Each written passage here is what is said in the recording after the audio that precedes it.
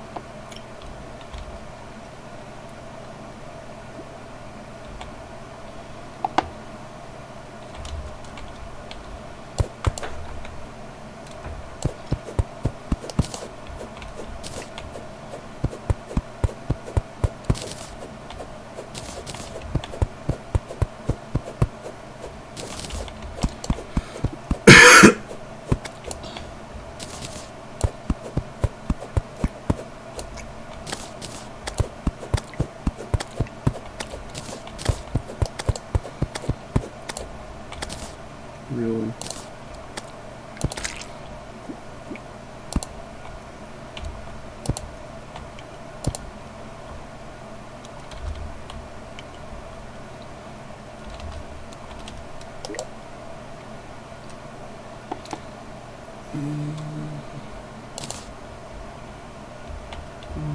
Three.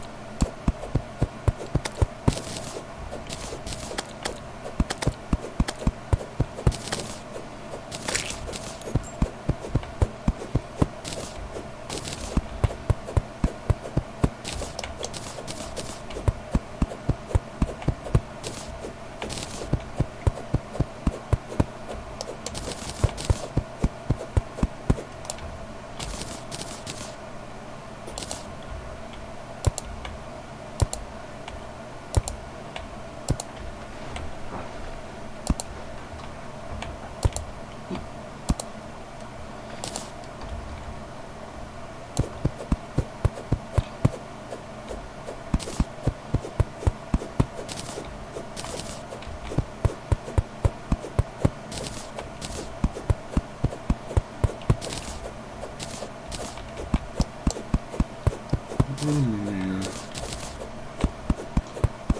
Give me acorns.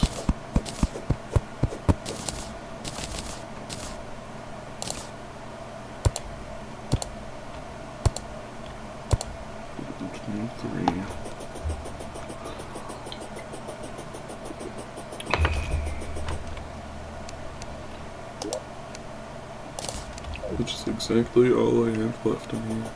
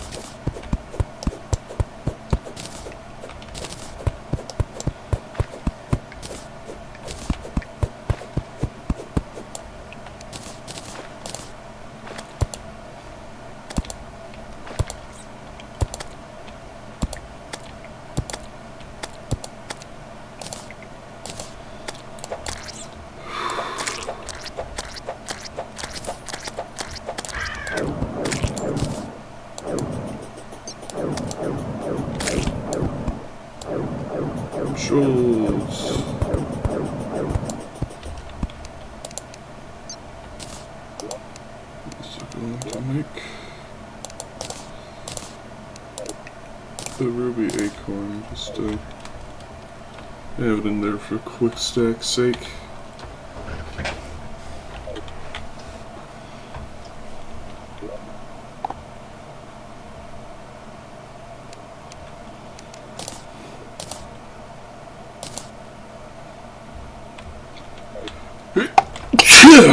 Goodness.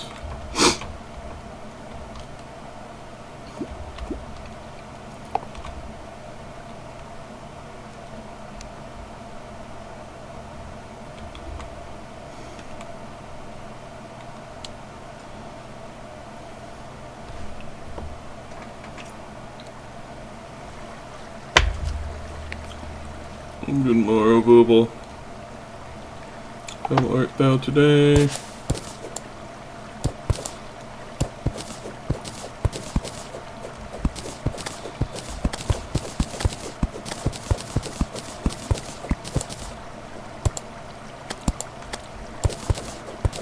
Doing okay? Good.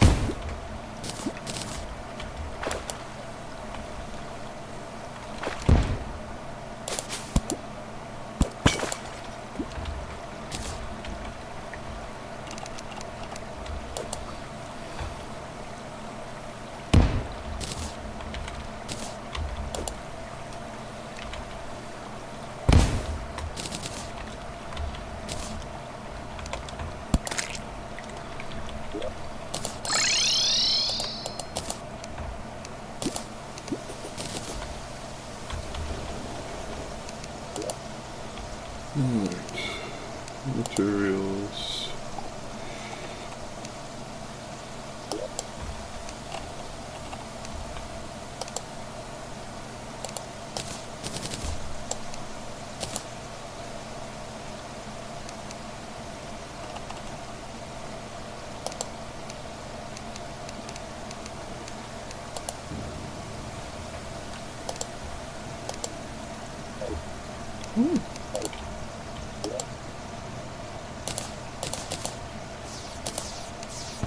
I just need 12 for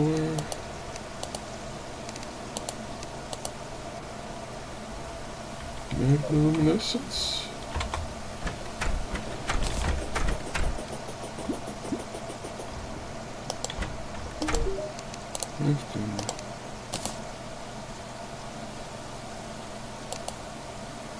Oh, and 5 topaz, okay.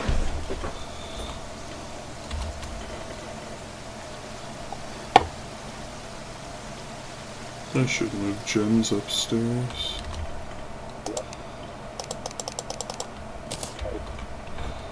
I'm feeling pretty rough today. I think I overdid it yesterday.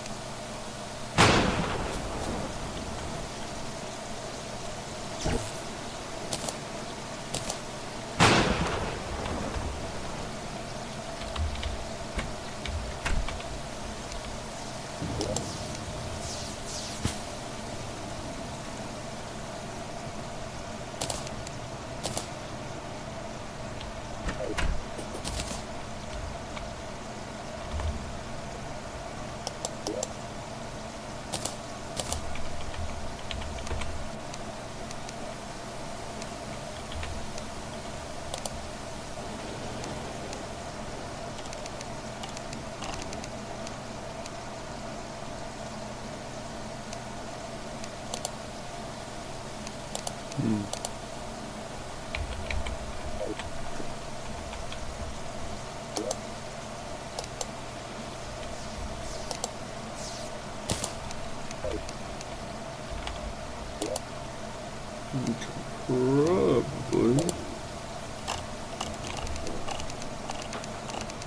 craft a heart lamp.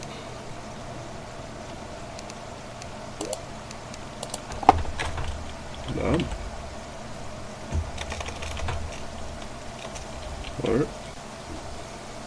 Onto a lantern.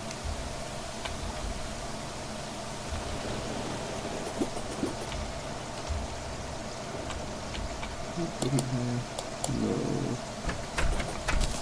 Lights. Don't you lights? How do you just sin again?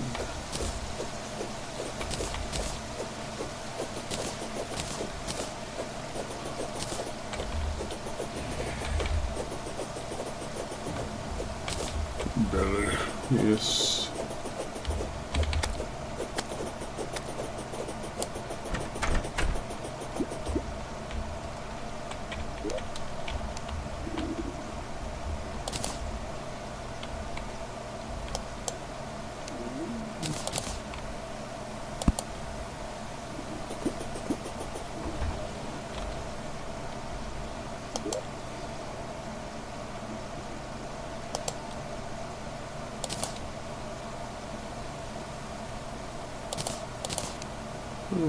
Put it as a critter.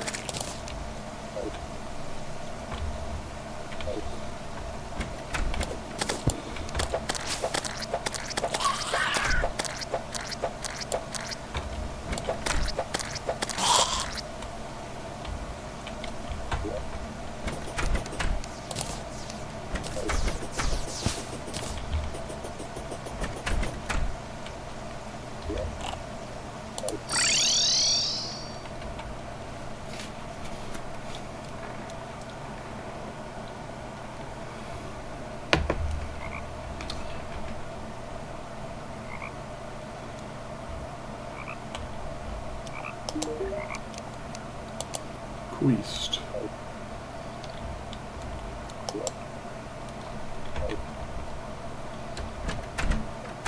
Mystic frogs around.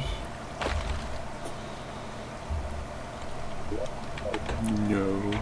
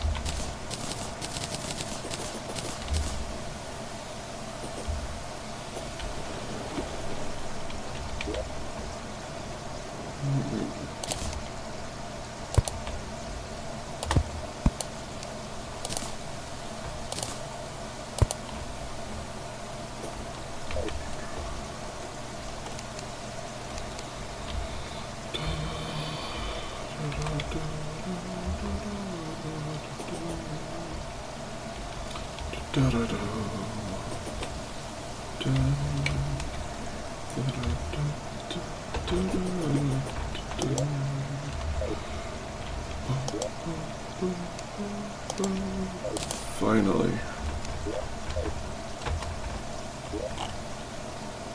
There you go. Hey, you got anything spiffy? Stopwatch, I'll take that. DPS meter, very nice. Cheesy pizza poster. Head tie.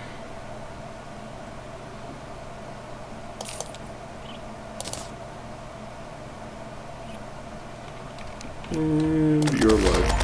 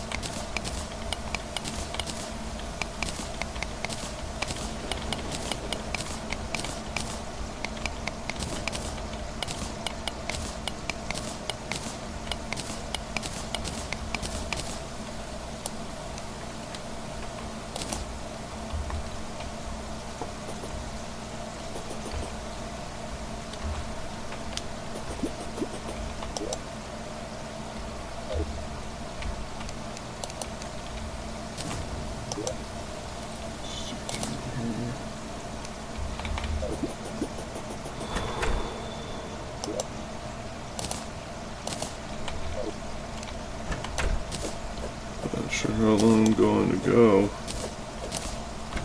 I just feel spent.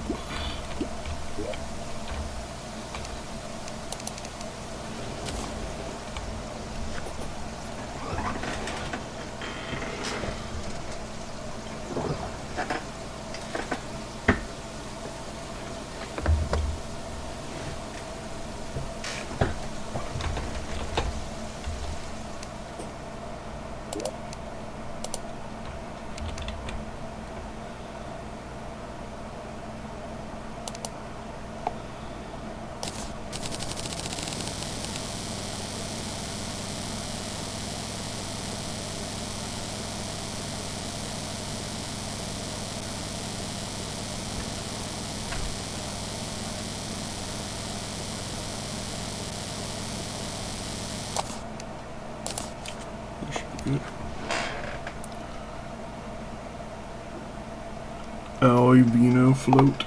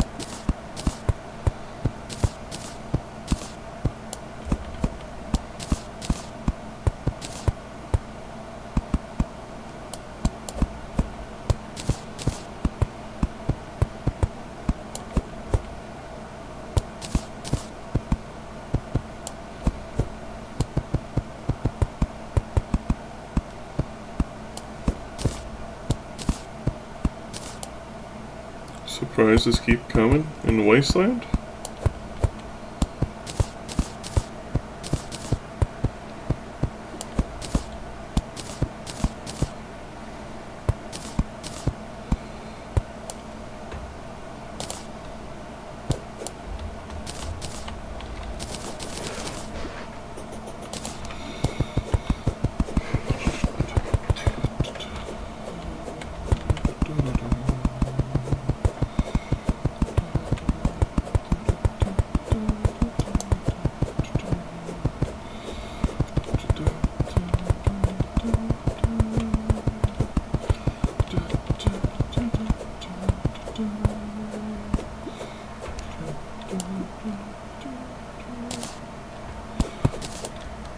Little sparrow looking for itself, and it's hitting on you.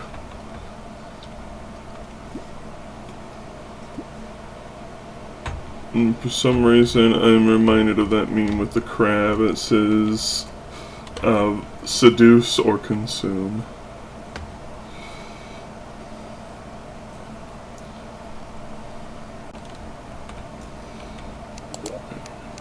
Blocks.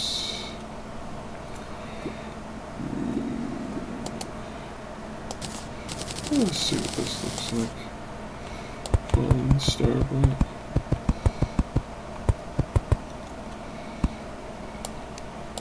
Looks cute enough.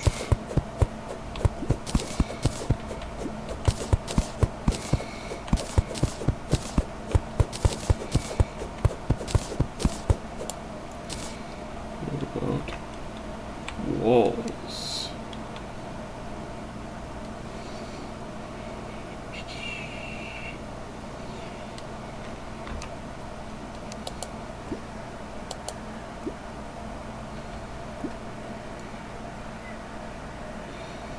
Let's see right here.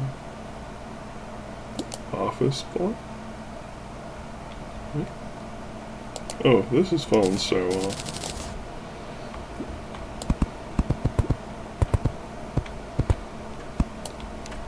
Reminds me of Kirby.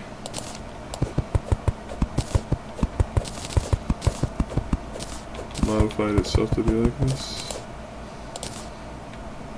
So what, it's Innuendo Bot from Borderlands 2.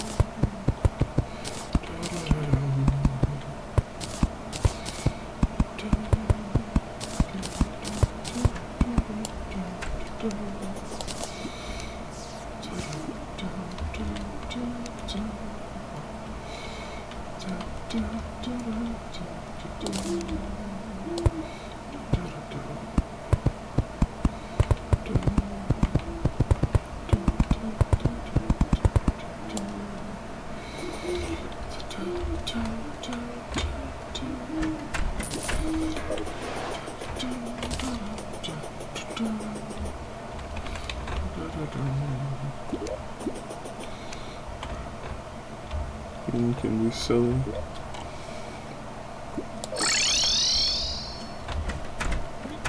These games are oft wont to be.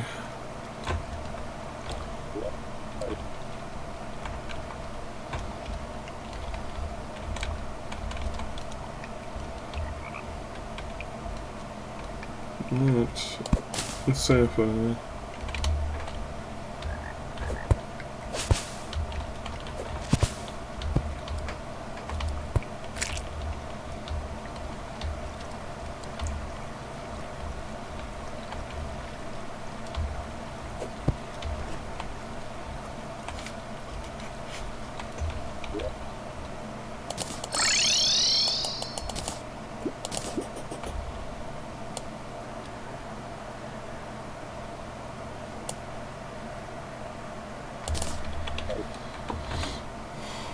was curious.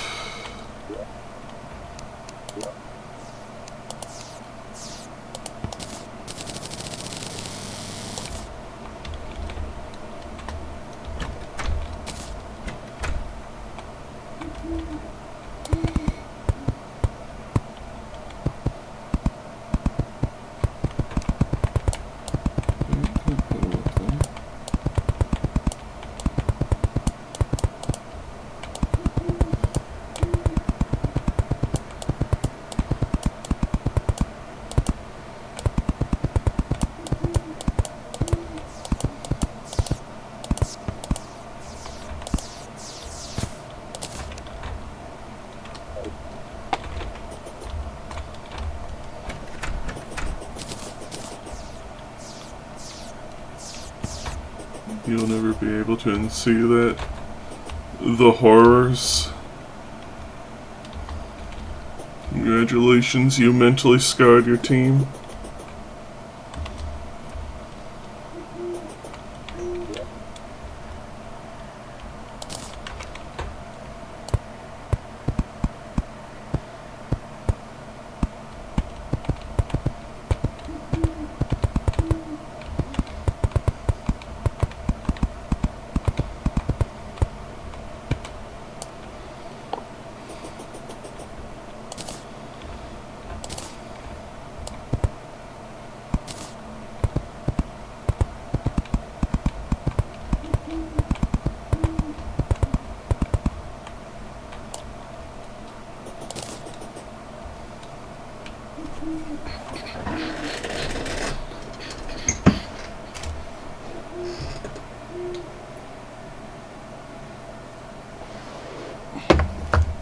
Denver rot, goodness.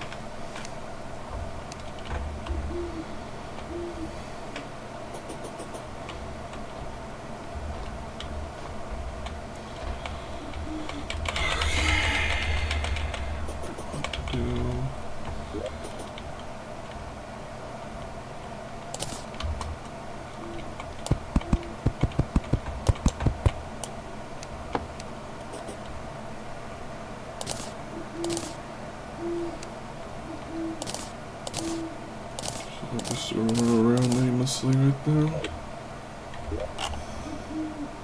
We haven't really been to the right.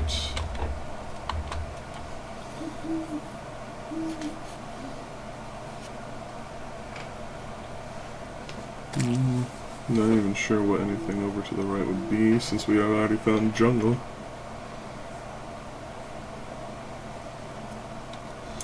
If the jungle being as large as it is, it's going to make it very difficult to find where the shimmer is.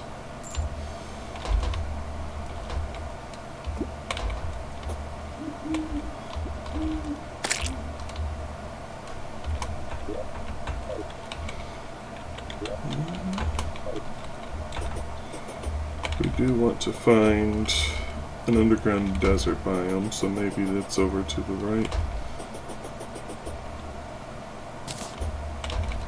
So I have not found any obvious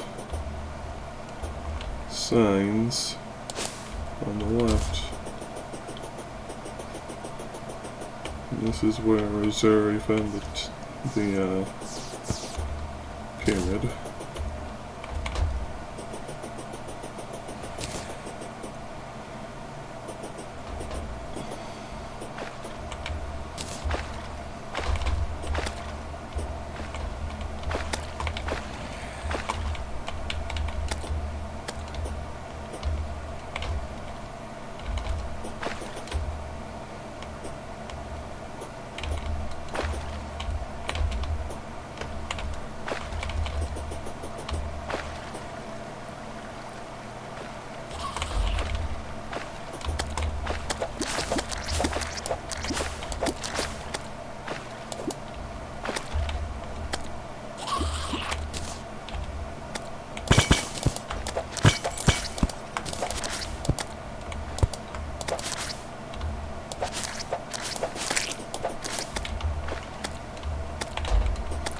This bush unity. Let's see one of its early things.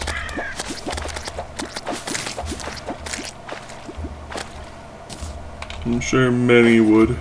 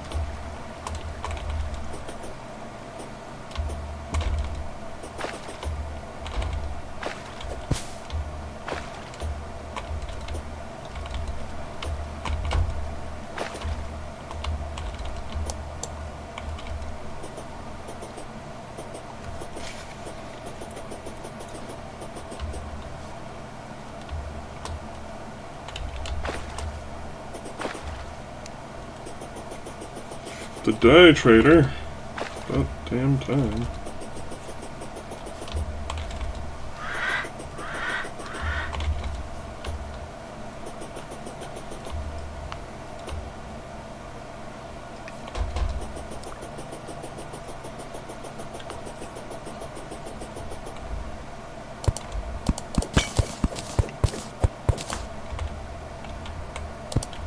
Come on, fledgling wings. Oh, dang it. Wait, there's still more of this place.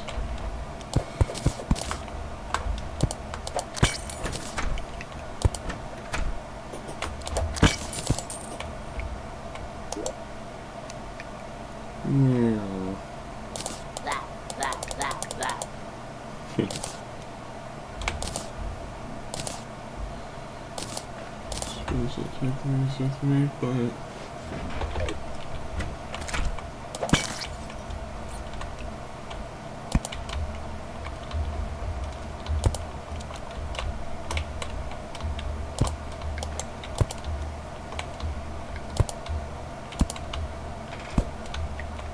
glitching? Radar, I'll take that.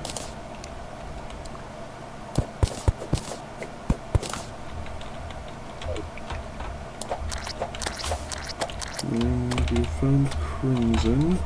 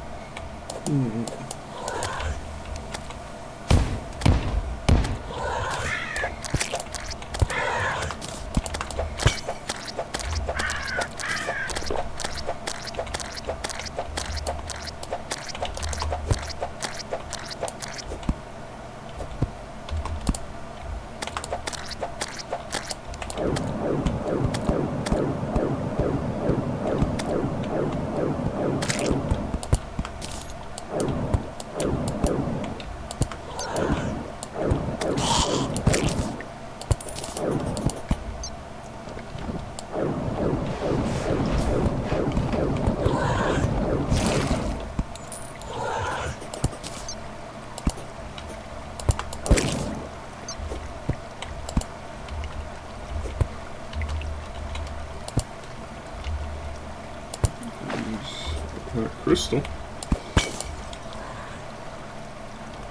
And a heart.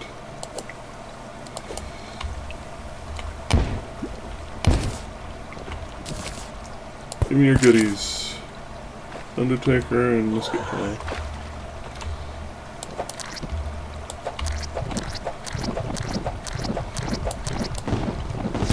I don't remember how good the Undertaker is.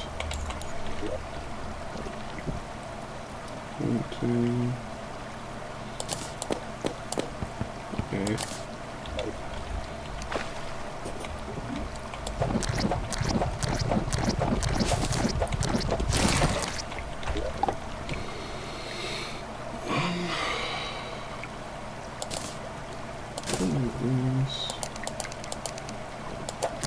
What's that?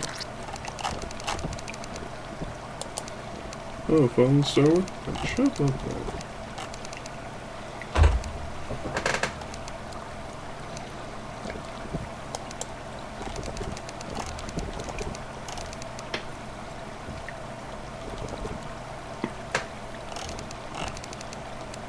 Anyways, if you want to make you, let's free up more space.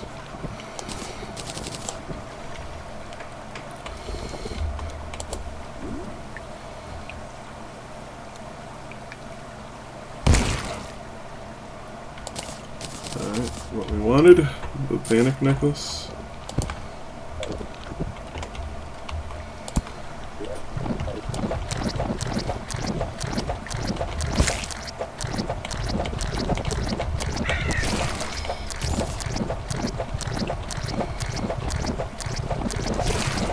No, I haven't really seen any blood colors on the surface. Did they remove them from being a surface spawn?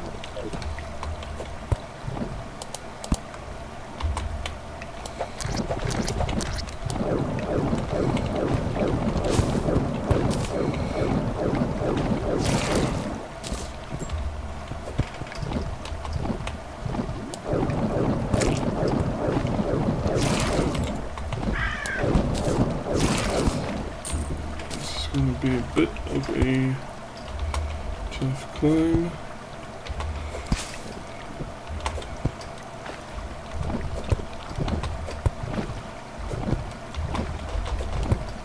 But nothing I can't handle.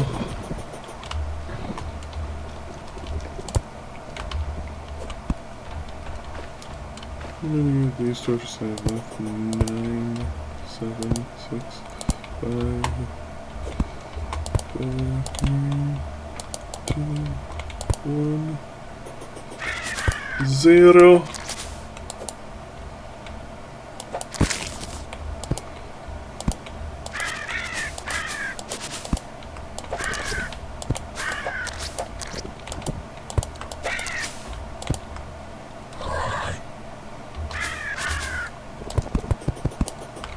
That is one out of my inventory.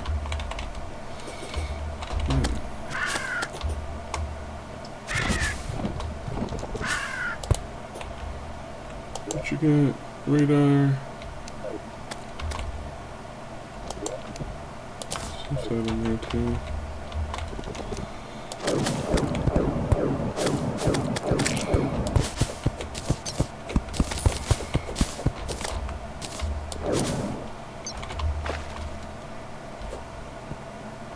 Bunny, bunny, bunny, bunny, bunny, bunny, bunny. In the ocean.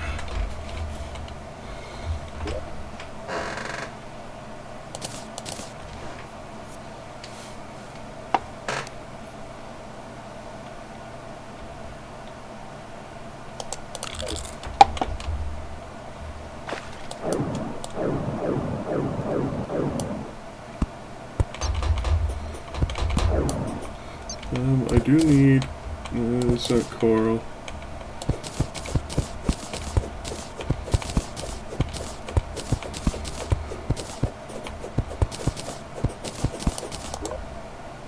I don't need starfish. I need coral.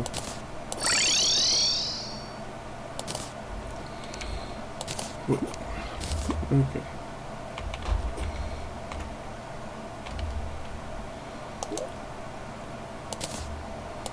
You know what? Where's the merchant? I'm gonna put a piggy bank in his house. It just feels right for there to be a piggy bank in there, you know?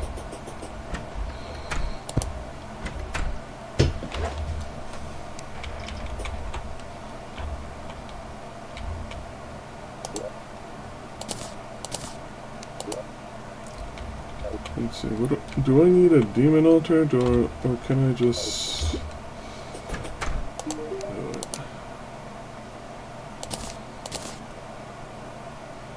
Sweetheart, like this.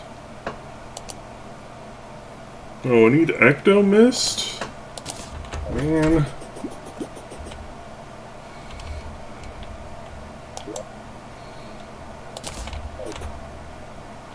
I can still turn this into a sweetheart necklace at least.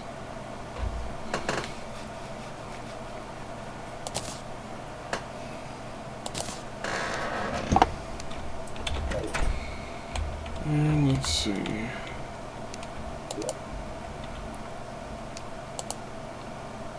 Capricorn helmet.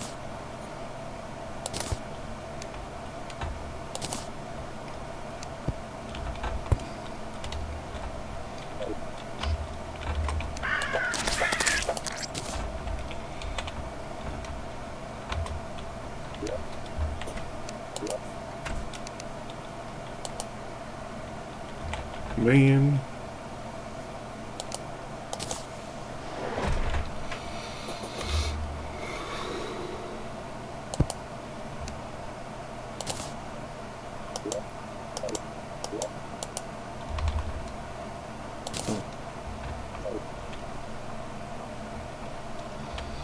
Alright, and where's that fucking dye trader?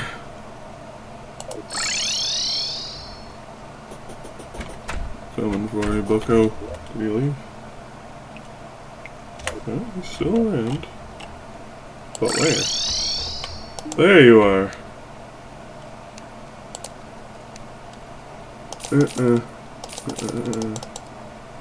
Oh, I ran out.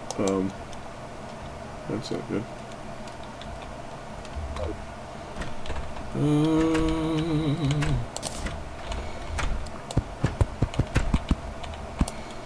Let's give you a lovely little house right here. Lovely, shitty little ramshackle house.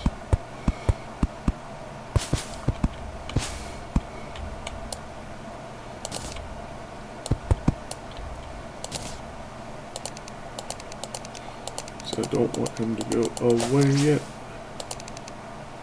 Not that I want him to go away at all, but...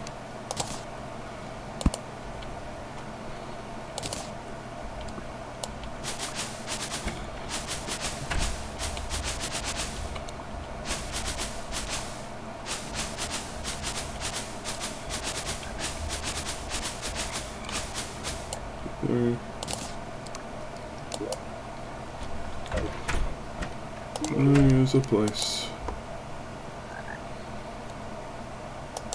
And this is half the price. I probably shouldn't have bought all those silver dyes, but I was so focused.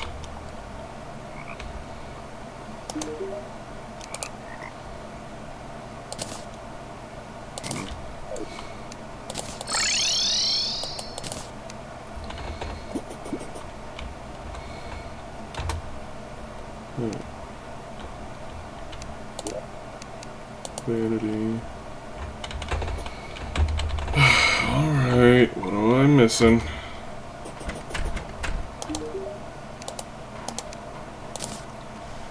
Capricorn, now we need silk. Okay, that makes sense.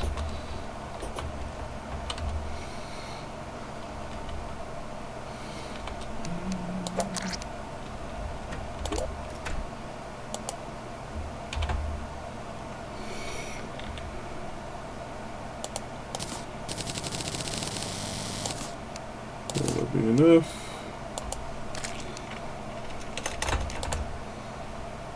My Capricorn chestplate and Capricorn tail.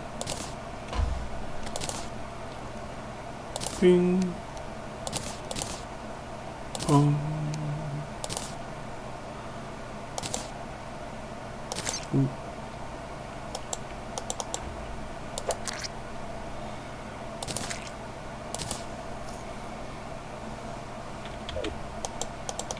Right click the transfer. How do we do this?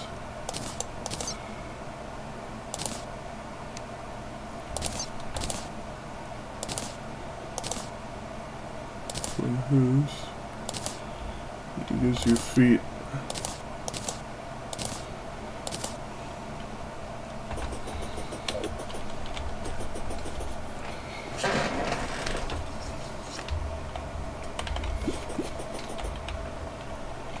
Anyway. There.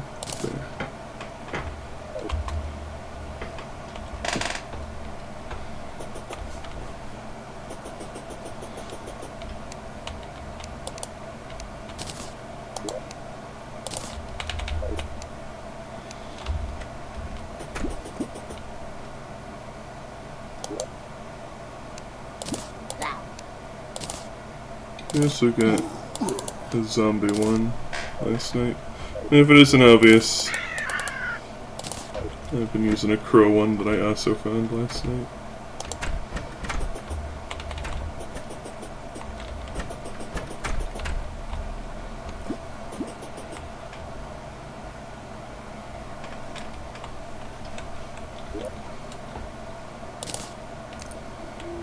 Another creepy doll. Small permanent buffs.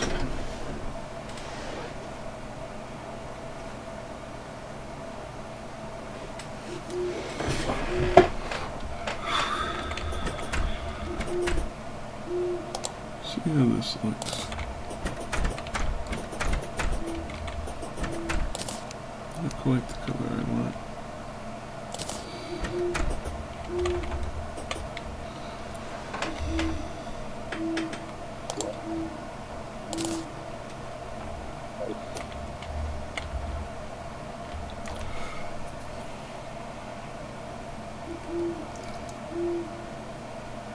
The robots might have been meant to have reputation rating. Not outside the question.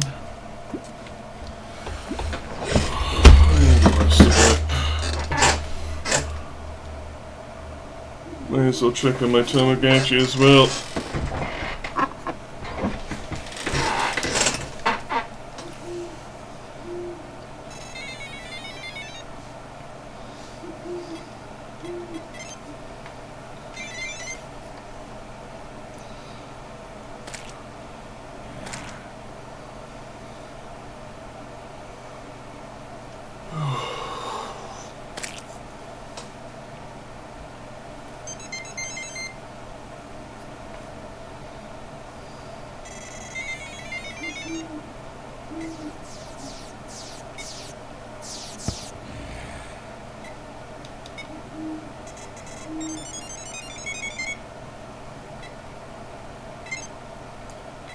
Give a few jelly snacks to him.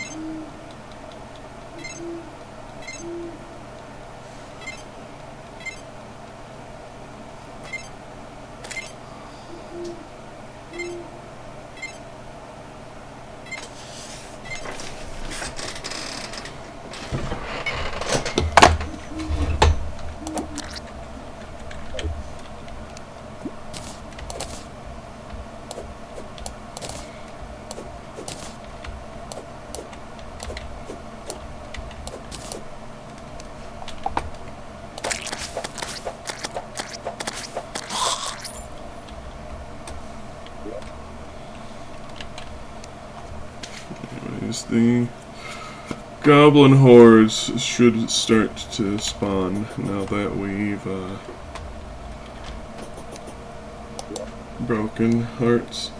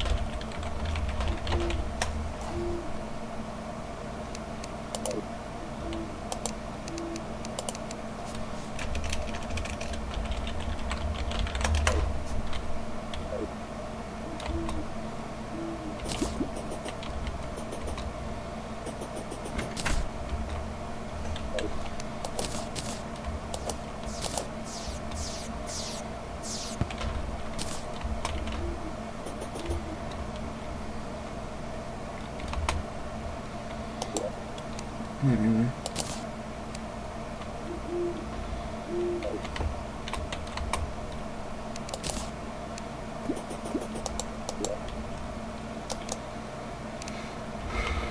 Let's get weapons.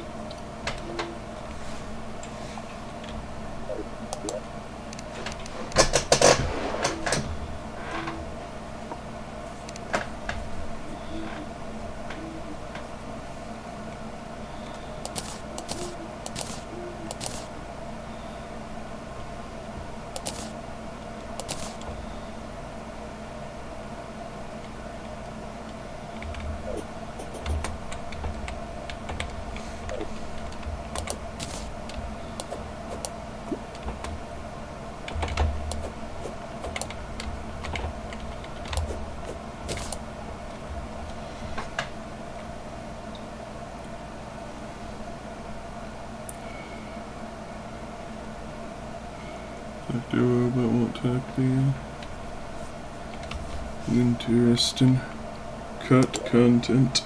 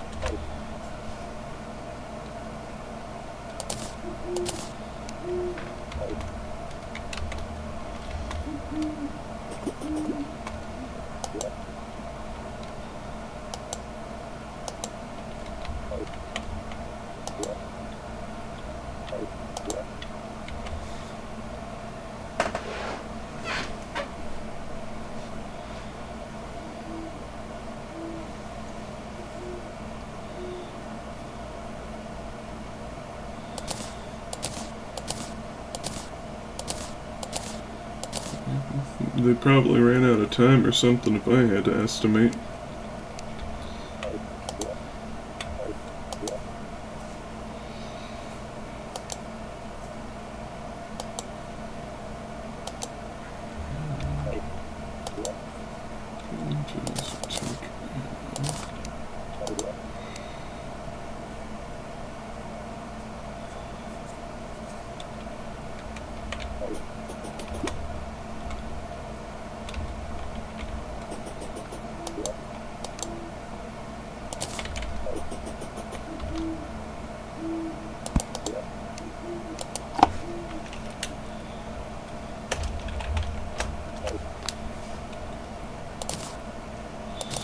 These arrows in here.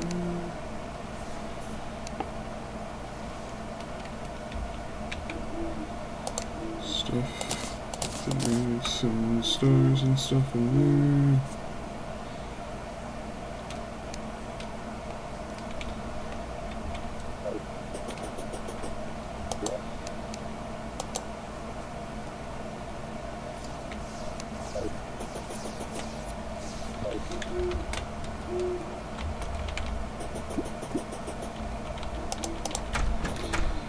And we should make an effort to do Fishing Kids quests, as we do need the sextant pocket guide and whatnot in order to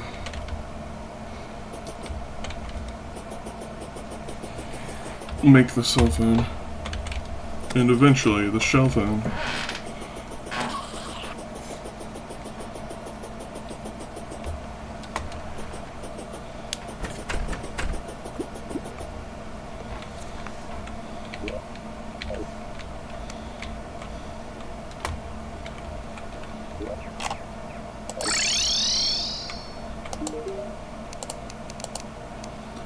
Surface first.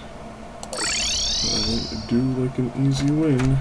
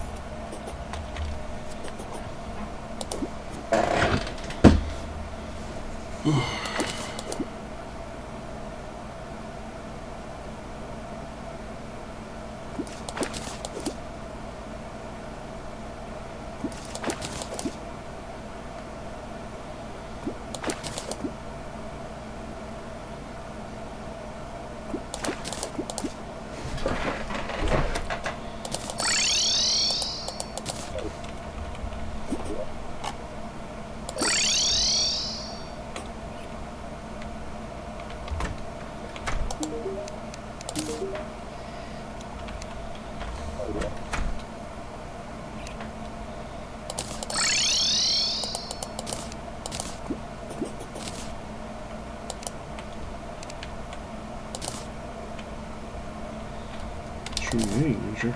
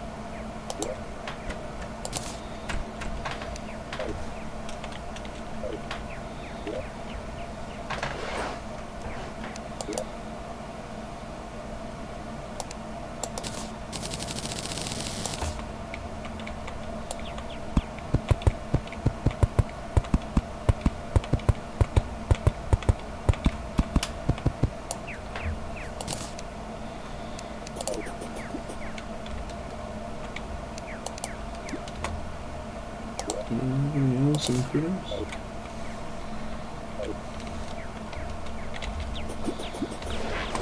I decided I'm going to run to the other ocean because I need water walking boots.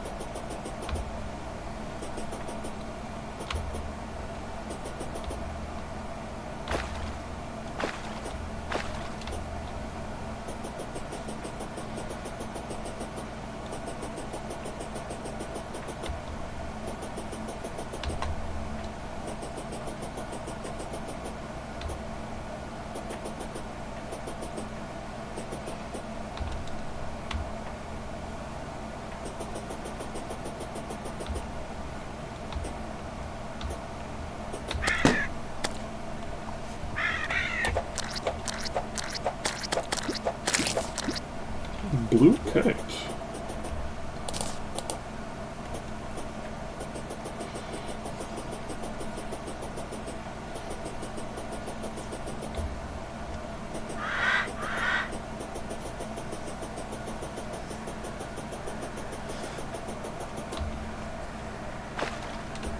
I will eventually make a desert town here.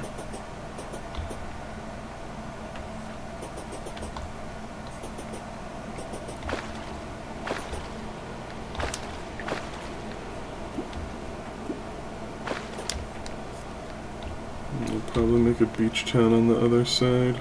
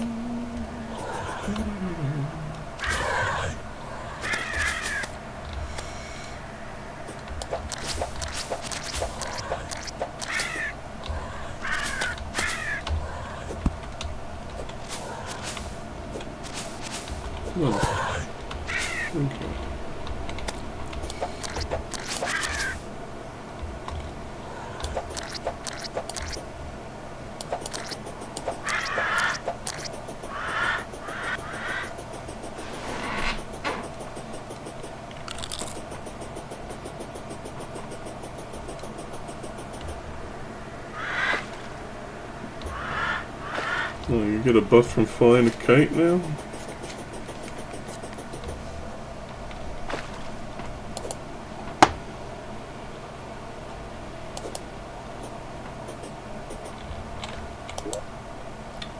Mission accomplished!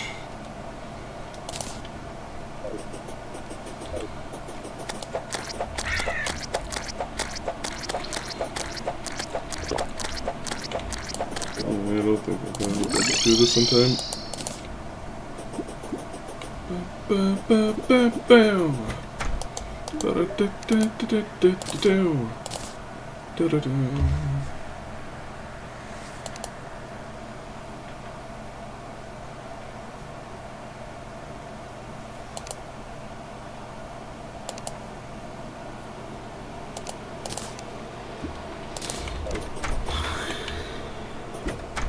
Well, we just need to wait for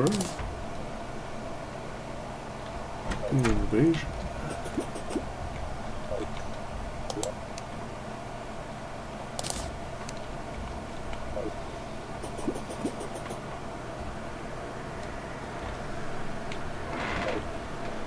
In the meantime, I'm gonna go down here.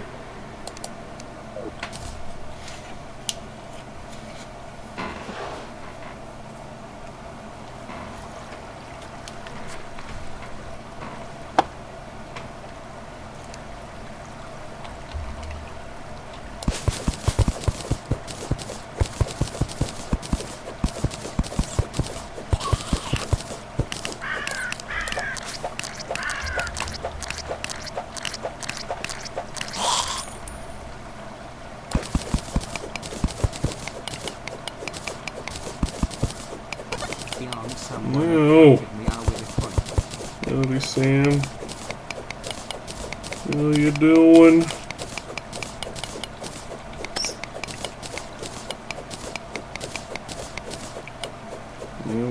Yeah. Always throwing pennies at me. How rude.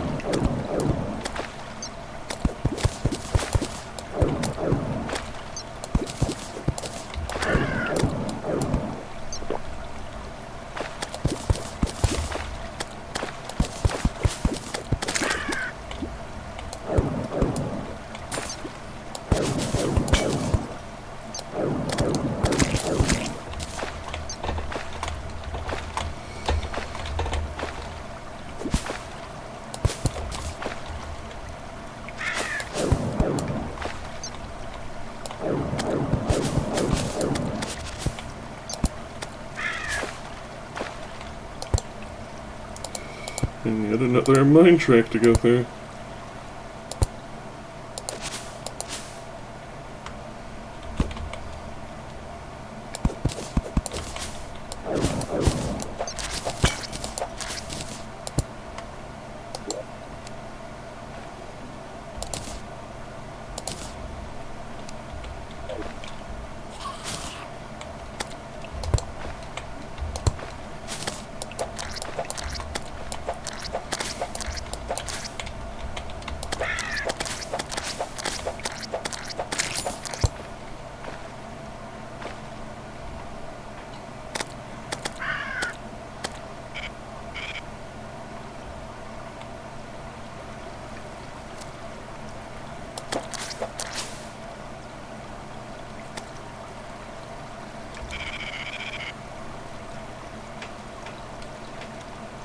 Commend you for your openness for what?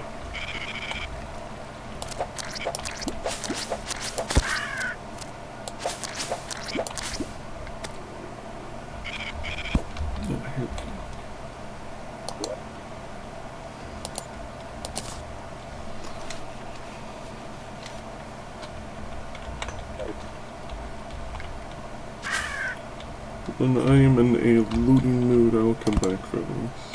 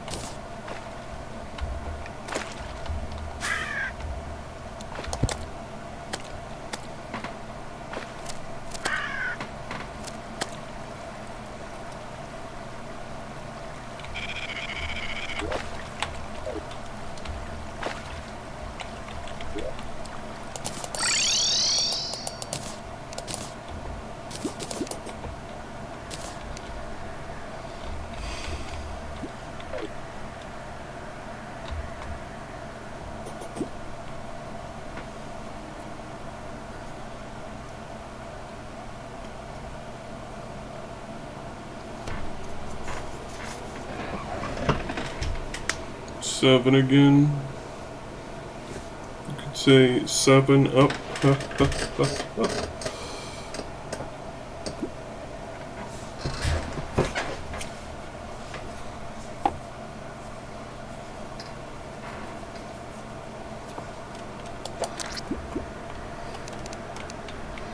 You fucked a robot. Congratulations. You are deemed worthy of being one with the machine superiority.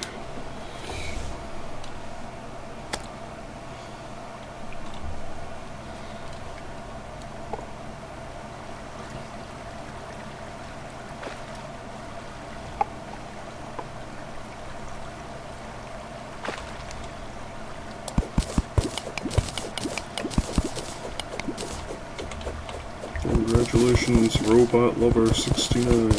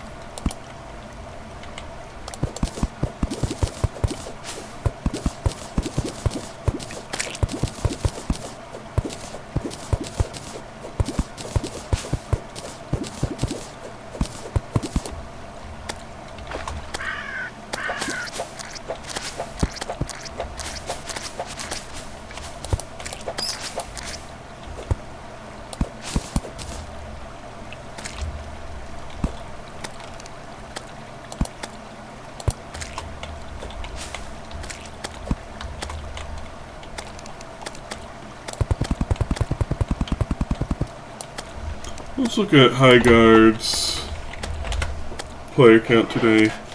It's down to 10,000.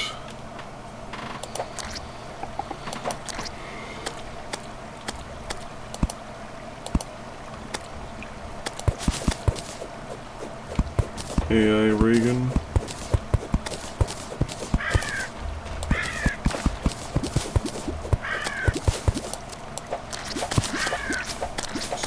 Just good. Nice.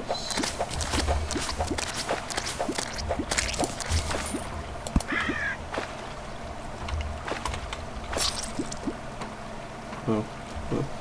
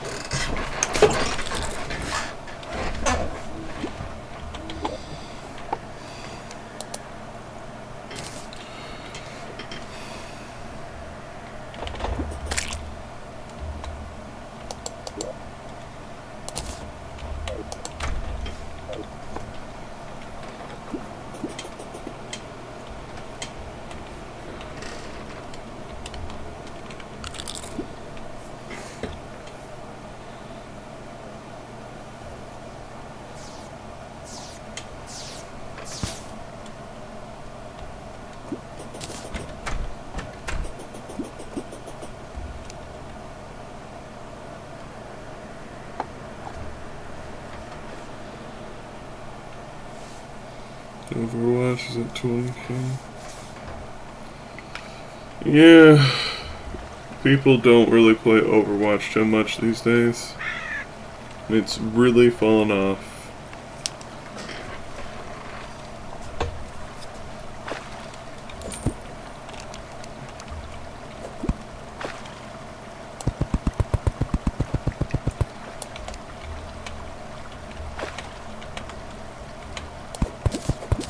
Not that I ever had any personal investment in it. Even when it first came out, I was like, this is just TF2. Why would I play this over Team Fortress 2?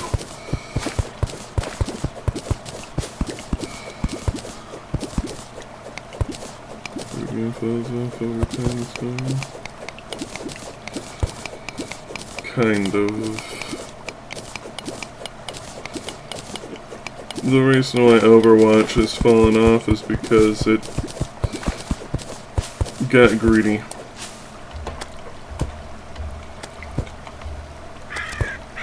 Not that it wasn't greedy from the start.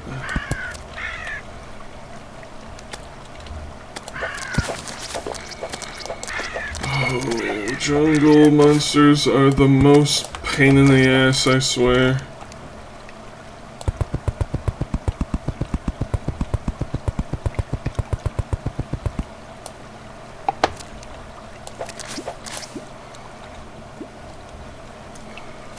Oh, they cut like a lot of things, and it generally made the experience worse overall.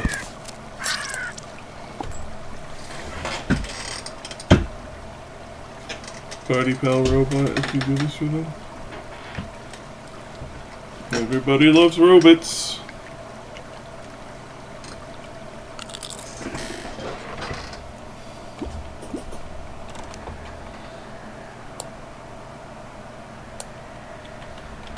And some in a more physical sense too.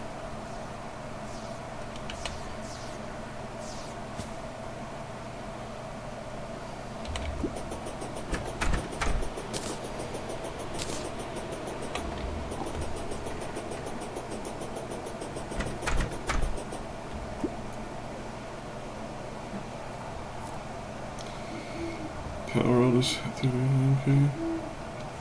Good. Power World's a great game.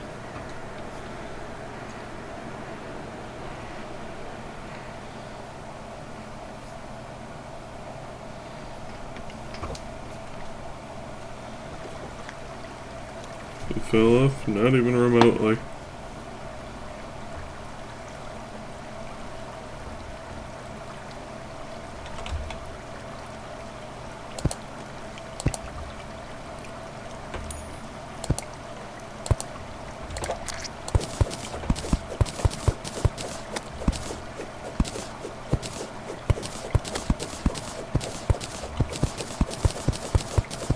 No,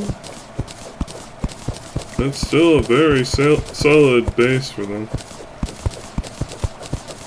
For a low budget indie thing, it's absolutely a big win still. Honestly, them hitting 2 million was insane.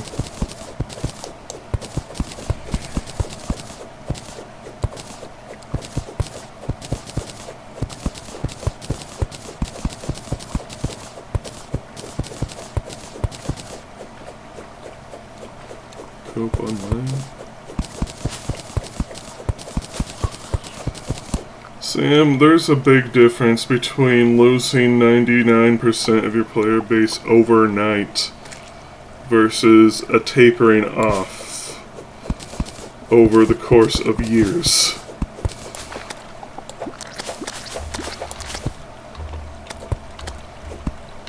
Like, yeah, people are going to eventually move on from games, but it's still having a good player base.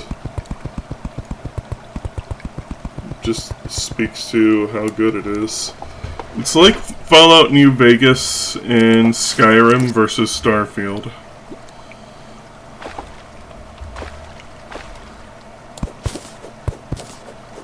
where those games are played infinitely more than Starfield. Fell off under 1 month.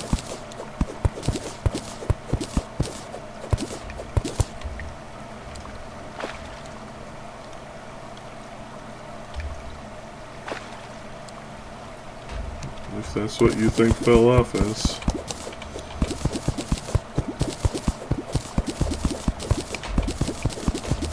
There's more to things falling off than just the simple numbers, but like the perspective of the numbers as well.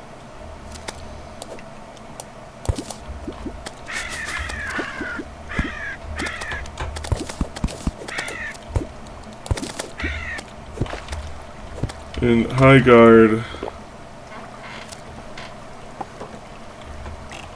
is a thing of they could basically have had the world handed to them on a silver platter, but they did the dumbest things possible, and the game is suffering for it. You're not using my own logic though.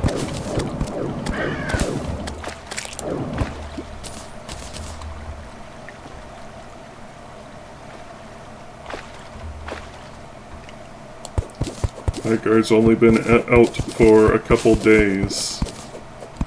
That's far more different than a month.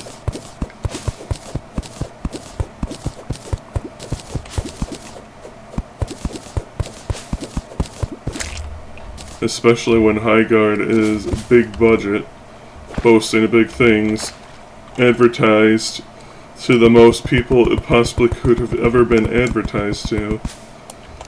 And it's still failing. On top of that, Palworld was not claiming to be like the next coming of Jesus Christ. Like Highguard was trying to say they were. Like, we're here to bring the shooter genre into a new tomorrow. This is going to be the next evolution in shooting games. It's the best thing since sliced toast. But Palworld isn't that. Palworld is just, hey, we wanted like Pokemon, but like open world Breath of the Wild with guns. Here you go. Like, Palworld wears what it is on its sleeves. Highguard tries to tell you it's something that it ain't.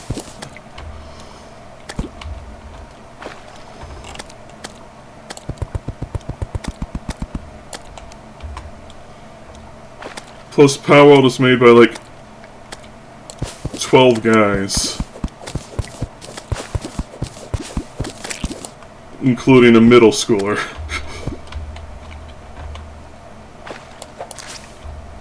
Like I said, there is a massive difference. There is context that needs to be taken into consideration. Again, them having nearly 40k players, still, it is pretty damn solid.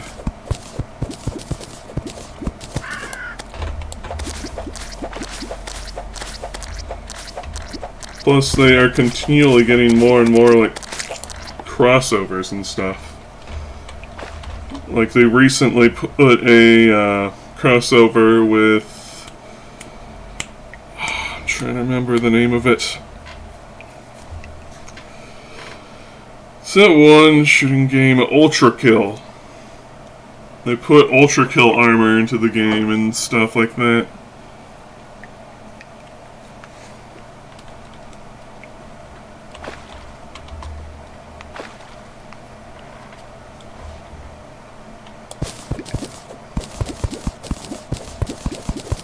I don't know why you're being such a pain in the ass about this, Sam.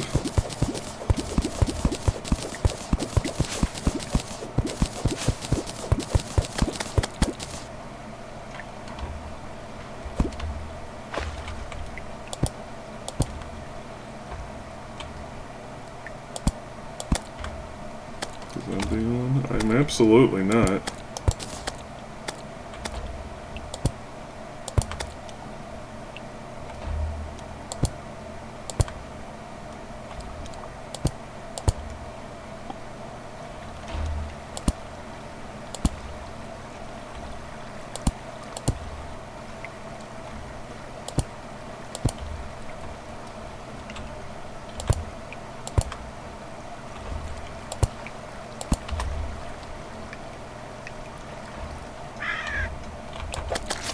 Sam, you can't just say no you for that sort of thing.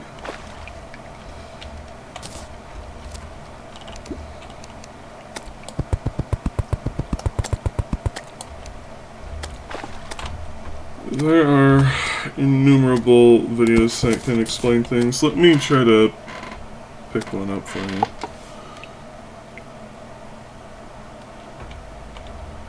It's not things I don't want to hear. Like, if it was objective truth, then that's one thing. But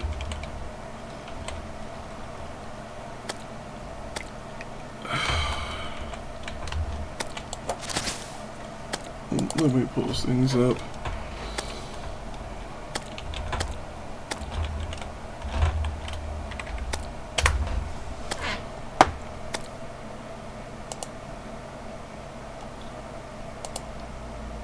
Hello.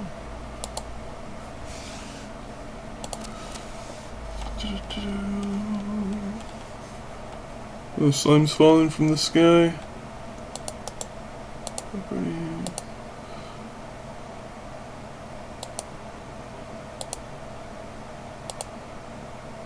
Hopefully this can give some perspective.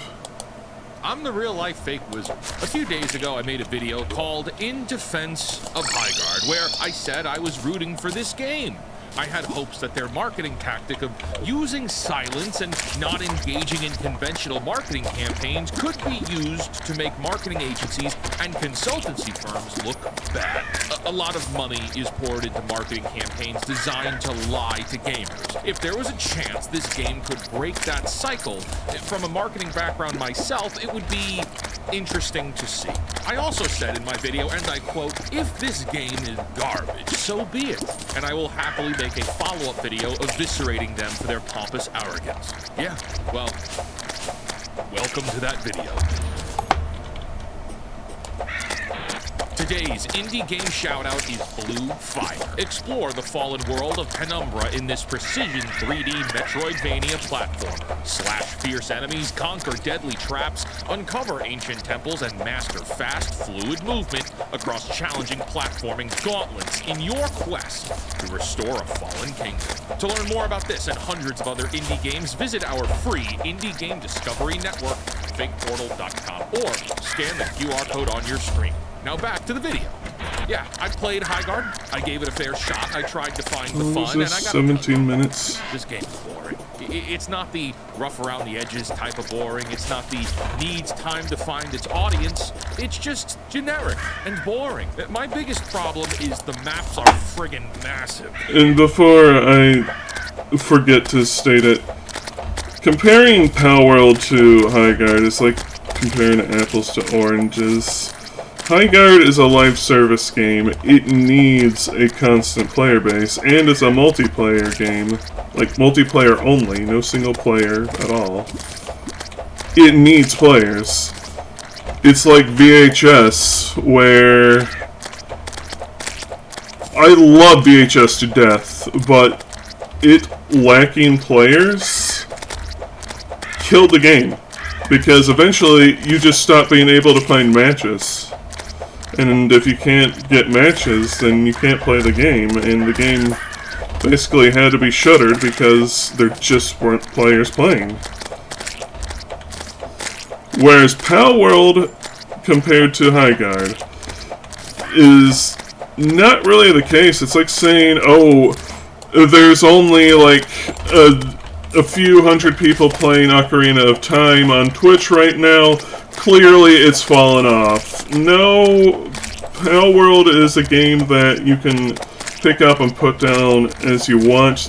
Is there multiplayer? Yeah. And that's probably why it still has as high as numbers as it does. As well as it having periodic updates. But it's like, it's closer to being Terraria in that there's like a dedicated player base of probably like 10,000 players. But the numbers come and go, and especially pick up when there's an update. And the Mad Lads have been updating the game for... what's it been? Like... it's 2026. I think the game came out in 2010, so nearly 16 years. My Tamagotchi's evolving.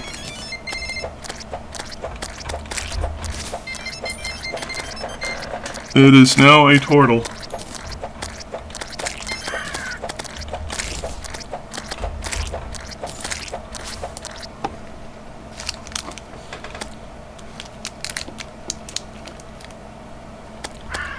I'll deal with that after. Anyway,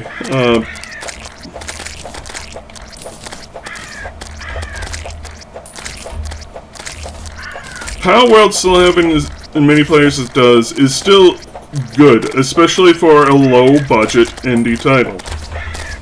Like I said, perspective matters. There, you have to take things into consideration. High Guard, big budget. They're technically indie, but they have a lot of developers, and they are industry veterans that work for EA.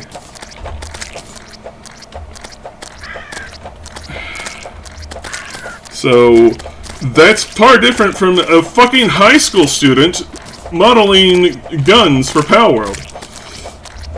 High school, middle school. Of course, it's Japanese middle school, so it's like probably around like 9th grade in America.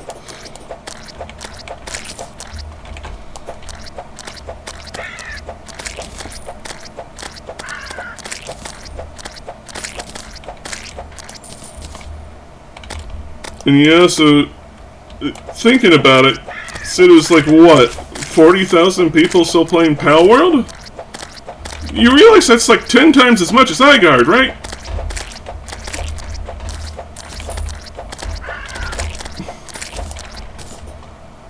For a game that doesn't need dedicated players.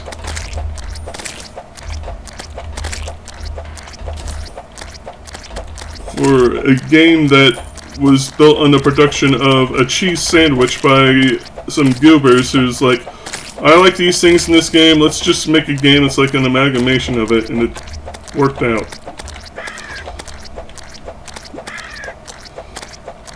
Anyways, back to the video. And they're very hyper-detailed, so these maps are huge and look impressive when you're not moving around, but you need to be moving around a lot, which makes what you're looking at very hard to see. But yeah, there's all this fantasy architecture and open terrain, verticality, and there are 6 players on it.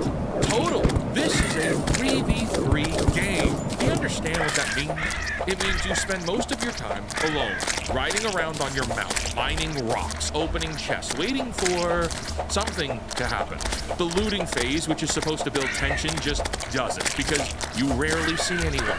You're galloping across what feels like a national park, hoping to bump into an enemy, and most of the time you just don't. When fights do happen, they're fine. The gunplay feels competent enough, but as someone who has no patience for multiplayer respawn time, you mean to tell me I just galloped my ass across this map to get killed, and then I need to wait a respawn time to then what?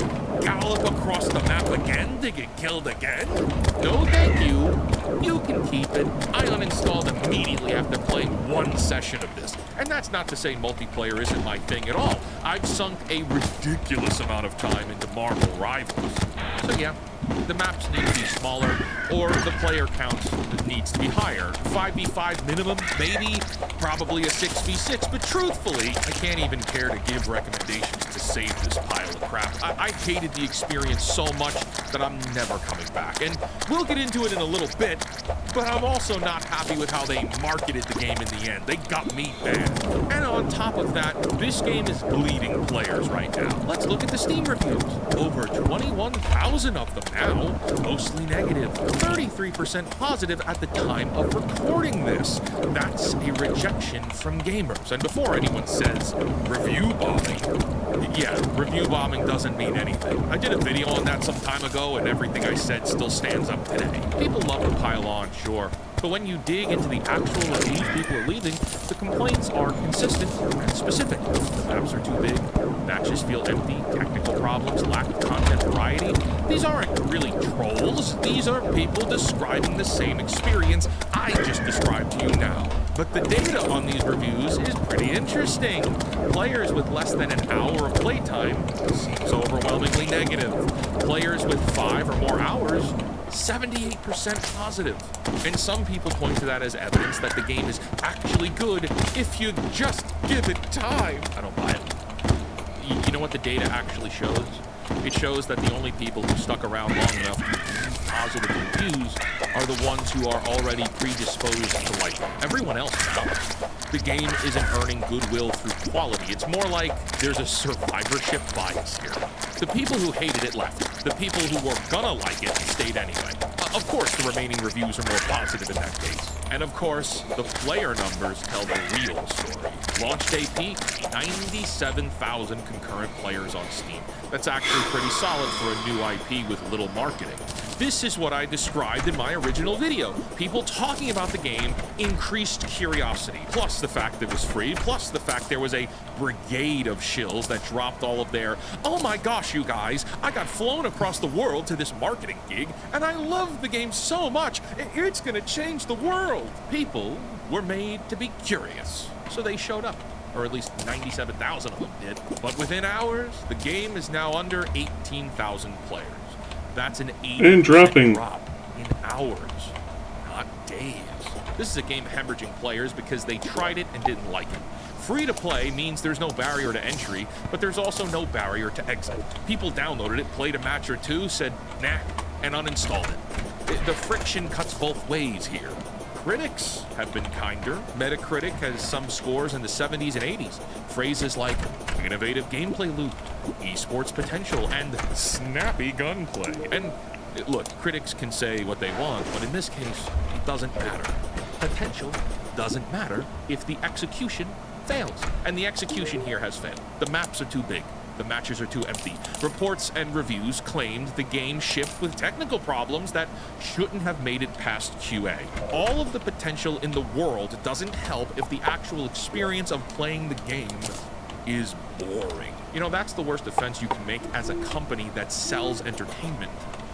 Boring your audience is a cardinal sin. All right, now let's do the hard part. Let's go back to my original video and address the things I said, because I made some specific claims, and those claims deserve specific responses now that the game is out. Number one, I very much liked their silence strategy. That 6 weeks of no marketing generated free advertising through discourse.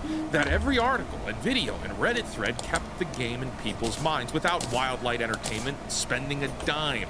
And it did not play out the way I said it would need to.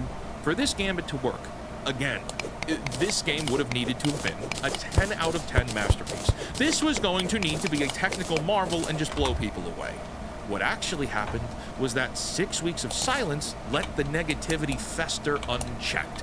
There was no counter-narrative, no gameplay reveal to address concerns, no communication to build trust. The Concord 2.0 framing stuck because nobody pushed back on it. And when the game launched and immediately had problems, all of that pre-existing negativity turned into, we told you so. The silence here created a vacuum that filled with doubt and mockery. And turns out, it was all just deserved.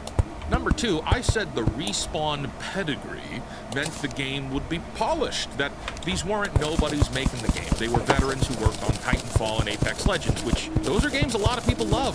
That was hopeful of me, but naive. Talent doesn't guarantee execution. Concord had talented developers too, of course they did. The gaming industry is full of these experienced teams that ship bad products all the time. Pedigree is not a predictor of success at all. Number three, I said if Highguard succeeded, it would prove that AAA marketing budgets are unnecessary, that quality could beat hype, that this would shake up the industry and make consultants and agencies look perhaps obsolete is the word. This was the hope I was most invested in. I made the entire video with this point in mind. But what a landmine I stepped on to put it out a video showing optimism for Highguard, huh? Assuming that they would maintain their silent strategy until the Monday release? Nope. The moment my video went live, the cavalry I need to get some started bombarding social media with their praise for playing this game and how this game was going to change gaming forever. Yeah, so here's my dumbass saying, wow, I love their strategy of not paying millions of dollars for conventional marketing on the same day their conventional marketing strategy push went live. Like the moment my video went up, all of the shills on Twitter exploded. Let's spend a ton of money to fly out all these content creators, get them to praise the game, and then ship the thing on Monday. You know, it was nice to see the internet kind of revolt to this. Gamers were not buying the messaging from all these corporate toe lickers. But there is the other side to this marketing conversation as well, because Highguard failing doesn't prove marketing is necessary. It proves that you can't skip marketing and also ship a mediocre product, right?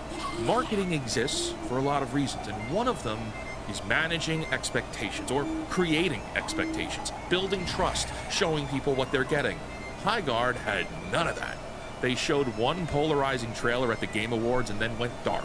When the game launched big and boring, there was no goodwill to cushion that fall. I think the lesson takeaway here isn't that marketing matters. The lesson is, if you're going to skip the marketing, your game needs to be undeniably excellent. But now, I want to take a moment to address something that a few of my comments addressed, and I overlooked. Highguard is another live service game. Another games as a service title designed from the ground up to extract money from you over time through microtransactions and battle passes and seasonal content and all the other monetization schemes that have become standard in this industry. And a lot of you said something that stuck with me. You said this type of game shouldn't deserve to succeed. That even if Highguard had been fun, even if this had been polished, even if everything I hoped for had come true, you didn't want this to win. Because every live service success validates the model. Every live service hit tells publishers, yes, keep doing this. Keep chasing the Fortnite money. Keep turning games into endless revenue extraction machines. And you're not wrong. In 2022, Sony announced they wanted to release 12 live service games by 2025. 12. Like, that was their strategy. By 2024, that number had dwindled down to 6. Half of them got canceled before they ever saw the light of day. A God of War live service game, canceled. A Last of Us multiplayer, canceled. A Horizon MMO, canceled. London Studio, which is one of Sony's oldest development teams, was shut down entirely. And of the live service games Sony actually released, Concord launched to fewer than 700 concurrent players. It was pulled from stores in 14 days. 8 years of development, reportedly $200+ million spent, and it was dead in 2 weeks. As we look at some other companies, Suicide Squad killed the Justice League. Rocksteady, the studio that made the beloved Arkham games, spent years making this live service looter shooter that no one asked for. It launched, it flopped, and by January 2025, they announced they were ending support. That's less than a year of updates, and this game is done. X-Defiant, Ubisoft's attempt to challenge Call of Duty, shut down in June 2025. Spectre Divide, 6 months after launch, dead. Most of you probably didn't even know Spectre Divide existed. I certainly didn't until I started researching for this video. Redfall, Arcane Austin got closed. The studio that made Prey and Dishonored, gone, because they were forced to make a live service game that failed. For every Fortnite, for every Marvel Rivals, for every game that sustains itself, even for a little while, there are dozens of corpses. A dozen studios that bet everything on the live service model and lost. A dozen teams of developers who got laid off because the executives above them chased a trend instead of making good games. The gaming industry has lost over 45,000 jobs since 2022. That's in developers, artists, designers, QA testers, producers, writers. In 2024, nearly 15,000 jobs were cut. And a huge chunk of those cuts came from live service failures and the pivot towards live service development. Studios get hired up to work on these massive ongoing games, the games fail to find an audience, and everyone gets fired in the end. That's the cycle of live service. Yeah, these are teams and studios of talented people who, in years past, made games that a lot of us loved, that are being ground up and spit out because the industry decided that sustainable single-player games just weren't good enough anymore. That everything had to be the forever game. That everything had to have battle passes and seasons and ridiculous amounts of microtransactions. Everything must counter Fortnite because that's where all of the money is. And you know what? Maybe you're right. Maybe games like Highguard shouldn't succeed. Maybe they should tank on principle. Not because the developers are bad people, not because wanting to make competitive multiplayer games is inherently wrong, but because every time one of these things hits, it validates the executives who keep pushing this model. It tells shareholders, see, the live service gold rush ain't over yet. Keep investing, keep pivoting studios away from single-player experiences. Let's keep chasing the Moby Dick whale money. Live service games have hollowed out this industry. It's turned game development into a casino where studios bet their existence on whether they can capture lightning in a bottle. And when they fail, which is most of the time, real people lose their jobs and legacy studios get shuttered. I was focused on the marketing story with Highguard because of my passionate loathing of marketing and consulting agencies. I've worked in marketing for a long time. Marketing people are often sleazy salesmen in chino pants, Apple watches, and extra-large Starbucks coffees, going from publisher to publisher, teaching them about trendy ideology and how to use a selfie stick, driving low-grade Teslas with coexist bumper stickers on the back. Anything to cause a disruption in that industry sounds exciting to me. But more importantly, the industry doesn't need another live service game. It needs publishers to remember that you can make money by just making good games. Highguard will reap what it has sown. Players continue to abandon ship. Players have also become just one more step aware of how rigged, paid off, and inauthentic the Access Media content creator pipeline shilling has become. Everyone who promoted this game and attended that event should be held accountable for participating in this, I'll say, market manipulation. In my previous video, I gave you my expectations. Things didn't go the way I wanted. The game is a boring mess. And now I'm following up on that with the outcomes. I can be honest about what I believe and how I feel because I can't be bought. My voice is mine. Everyone that accepted handouts and vacations to this promo event, they can't tell you how they really feel, because that'll jeopardize their access to future events with other companies. And we can't lose access, can we?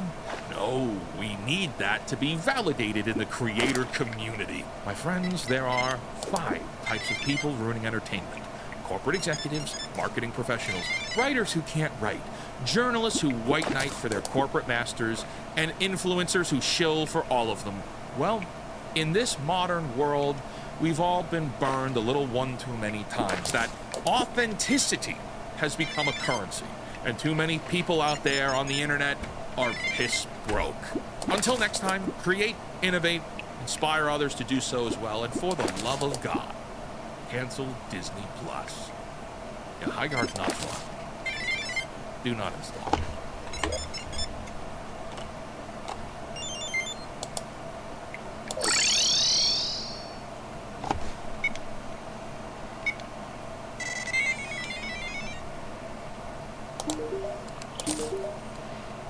Hey, we got one of the items.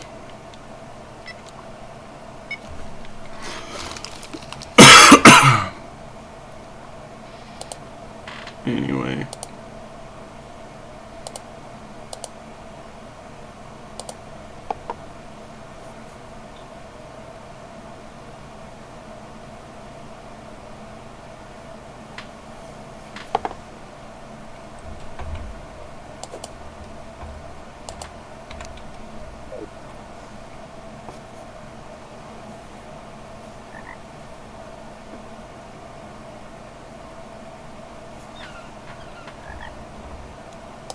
This is why I need a third monitor, so I can actually look at chat while I play videos for you guys.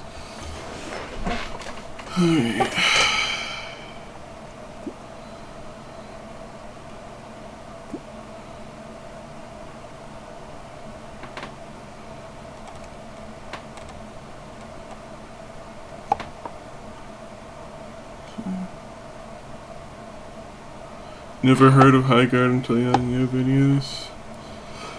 I mean, if you're not terminally online, I don't expect you to know every little thing that comes out. It's a really a nothing burger of a game.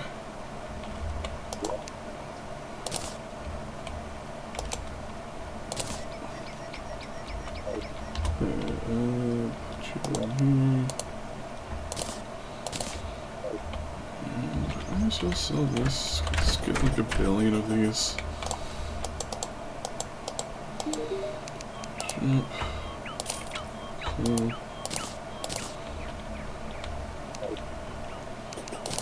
Stash. Alrighty.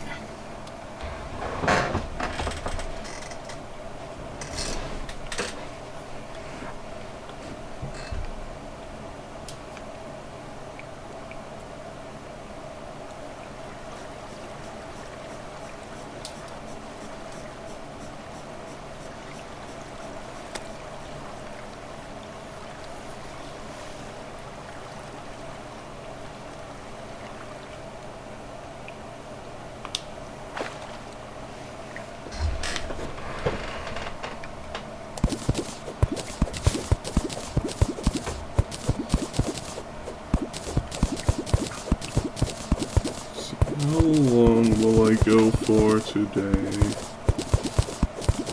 I suppose I'll go for another hour, but then I'll have to end it after that.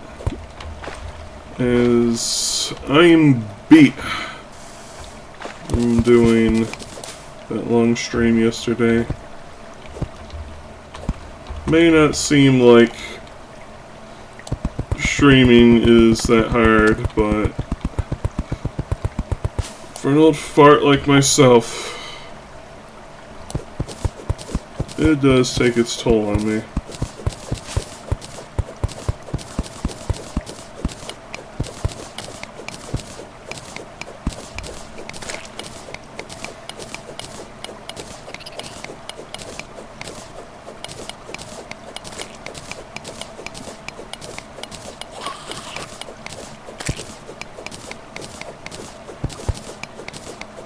I'm surprised we haven't got a goblin invasion yet.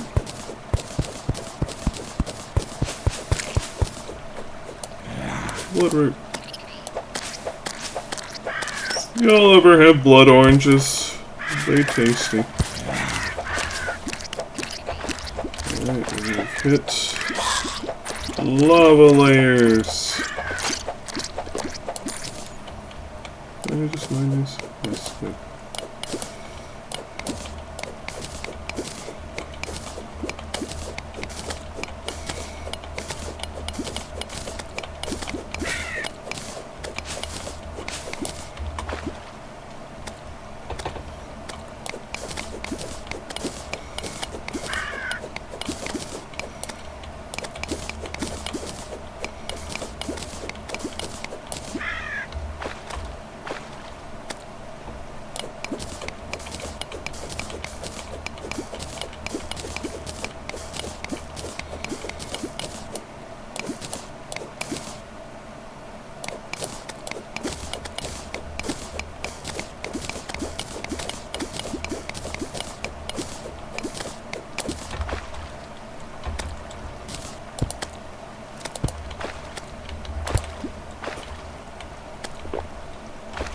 Alright, that's it.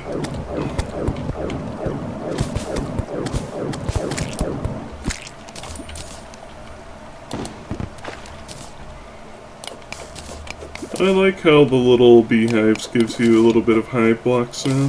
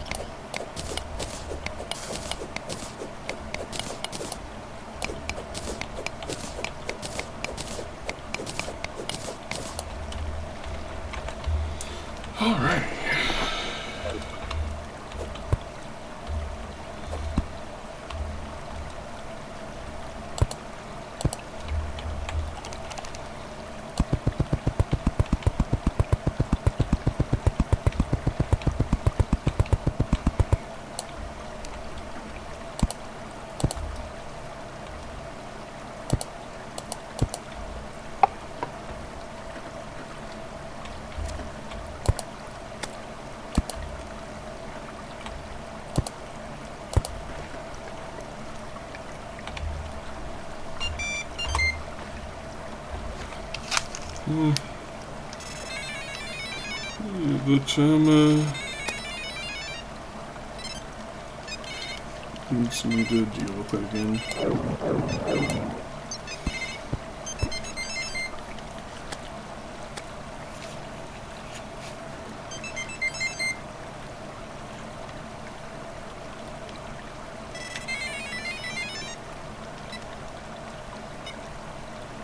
It's 2 milks and a jelly. 1, 2. Perfect.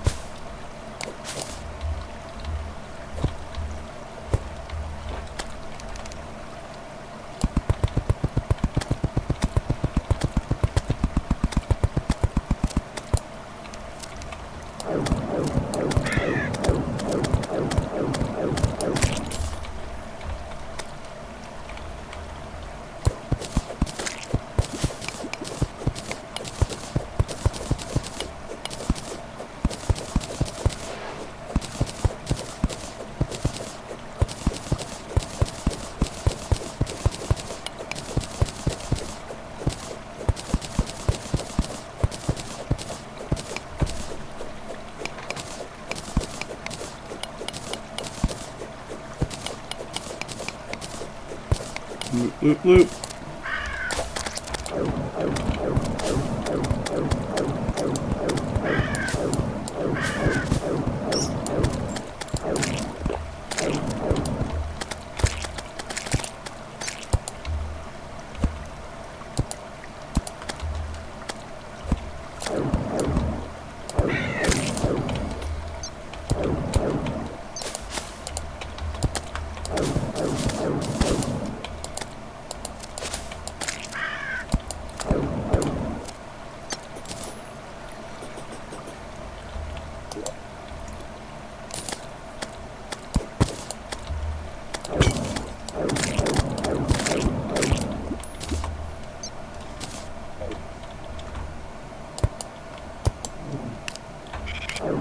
Someone call me Tim.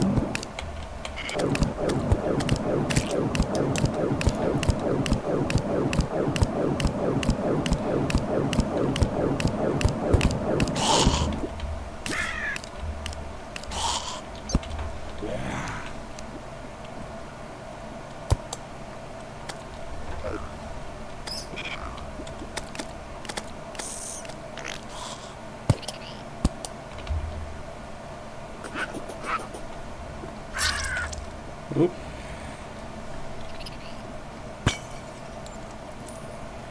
Stole my jolts. Oh, rude.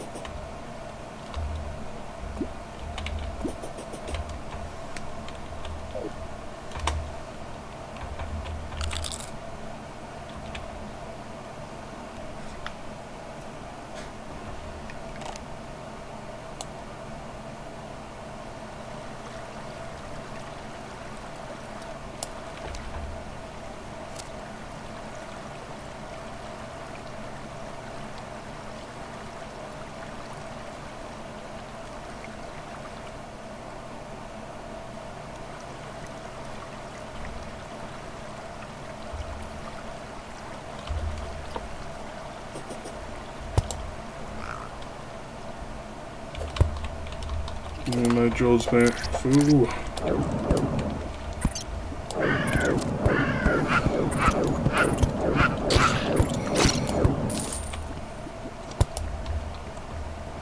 Call me a foo fighter, even. What?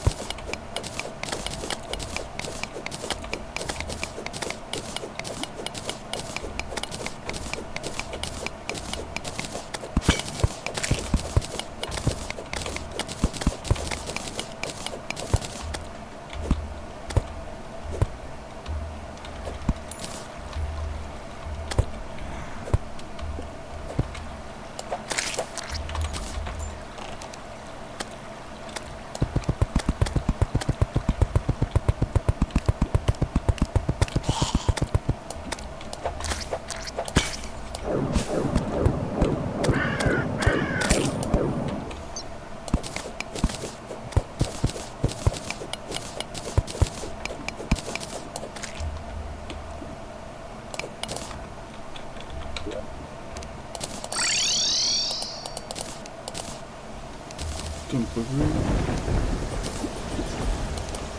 from me to you.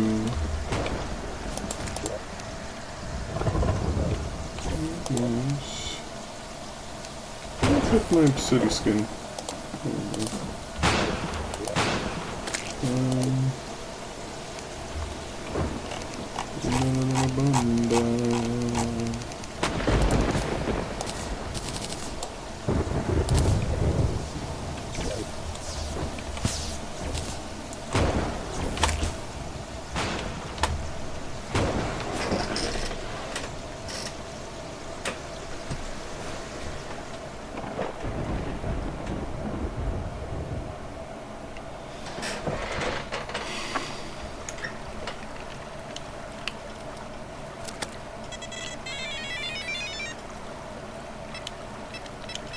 Clean up that stinky poopies.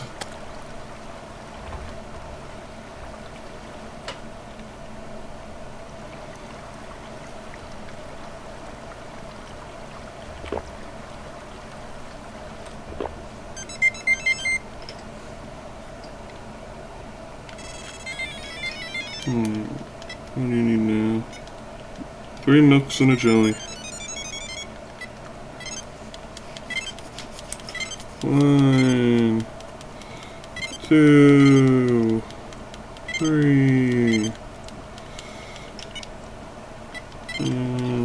jelly stick.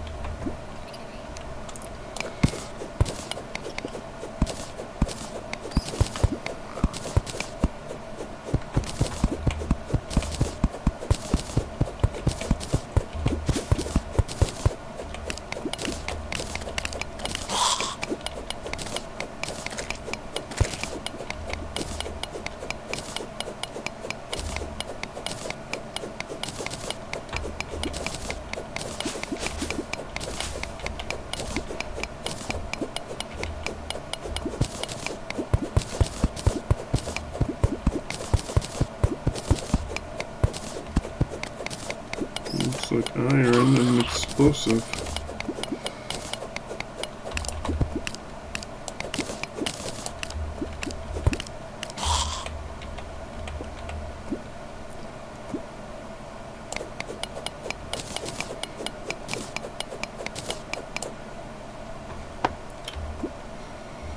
Going to let this pour.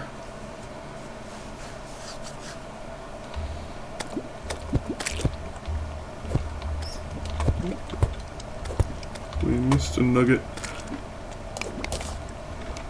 So what's that? Nothing.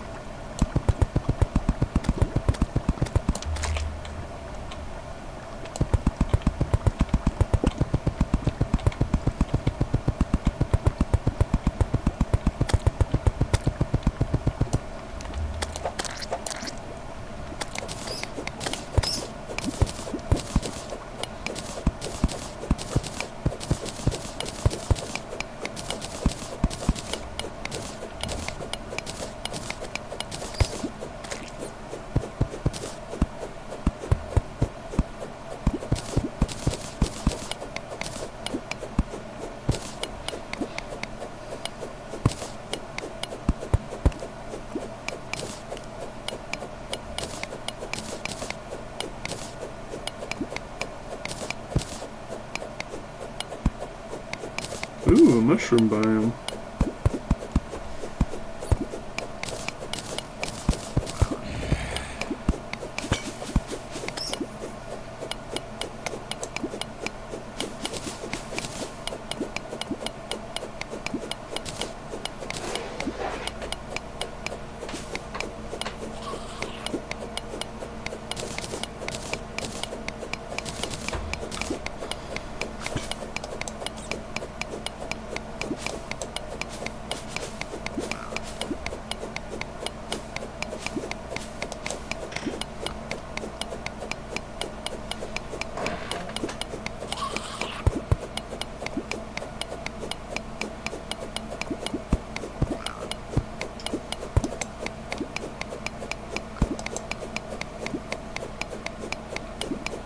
Can't tell if that's a sapphire gem tree or an emerald. I want to say sapphire.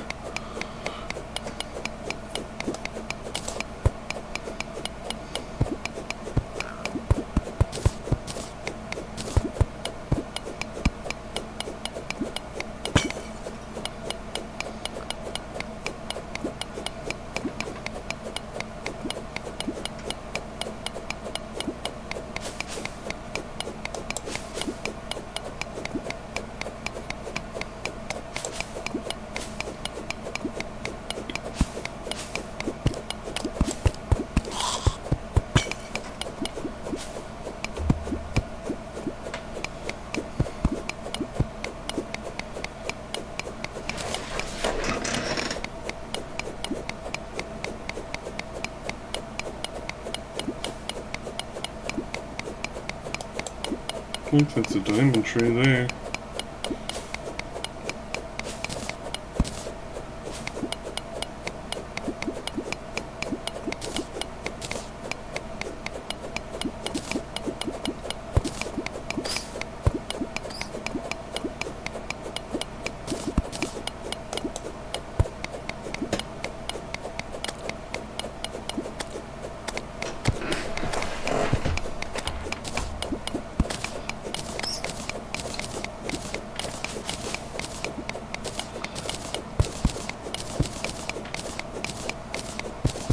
Must be getting close to the underworld.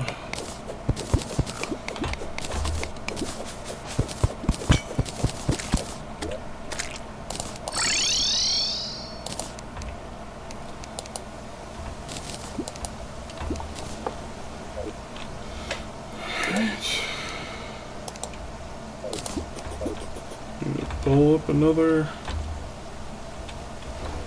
thing. Who pingeth?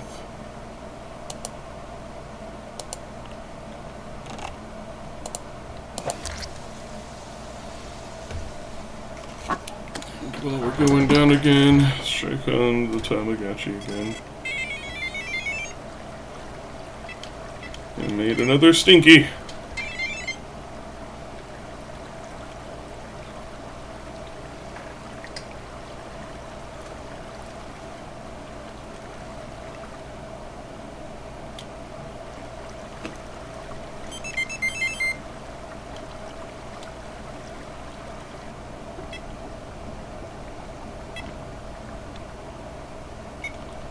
Uh-oh.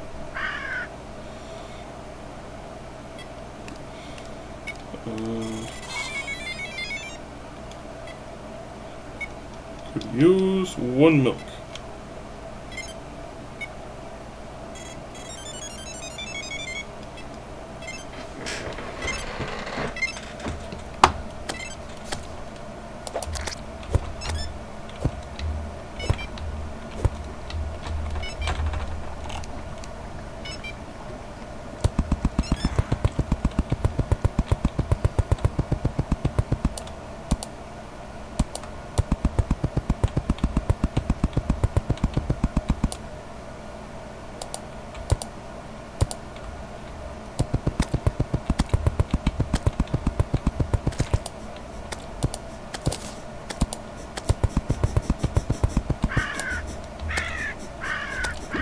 Oh, bitch!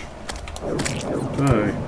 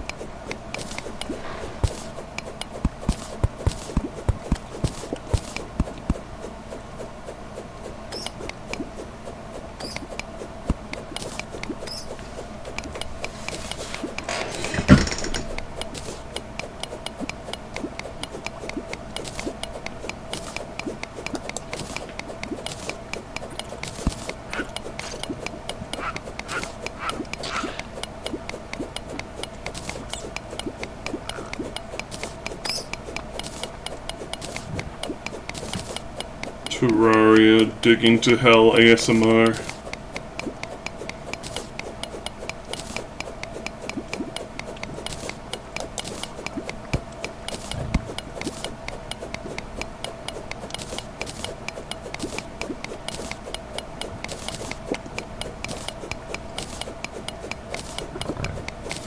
I don't remember if there's any prerequisites for these guys to drop the Demon Scythe spell. But I would love to get one.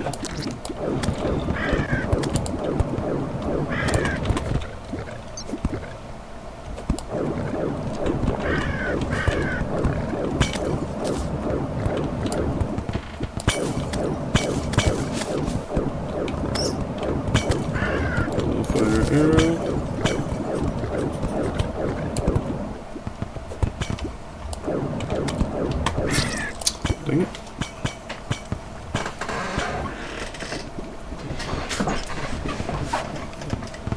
Parts were misplaced by Hellbat. Well, that's one way of saying it.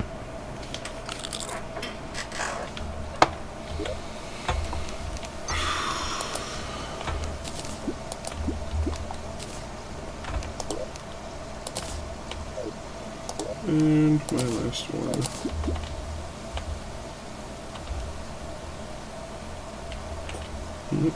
Plants. In you go. Ammo. In you go. Where's rock and stone? Give me like that many cloud.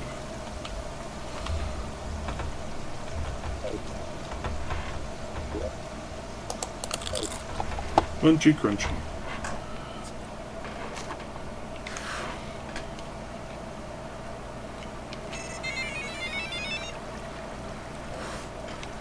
The baby Tamagotchi is asleep. Post memes.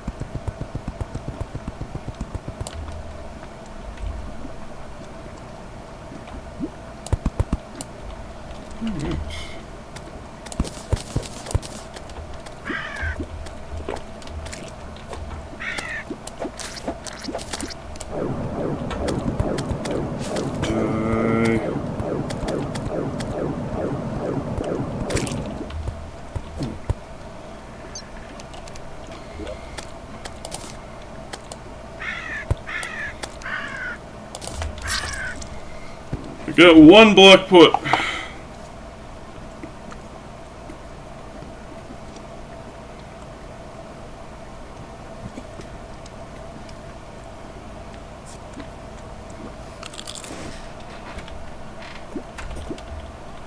So I'm out of obsidian skins. I might be able to make one though.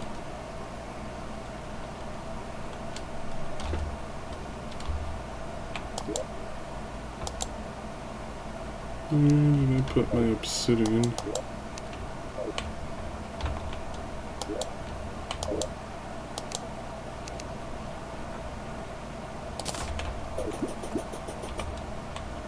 Might need a flask of water.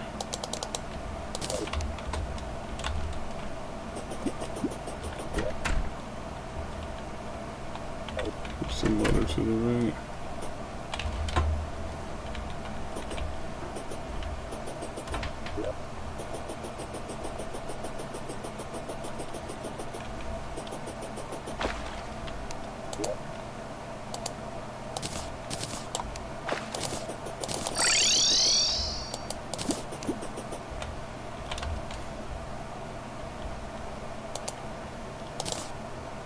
We want one of you. Consumables. Squidgen skin potion. Thank you. Okay.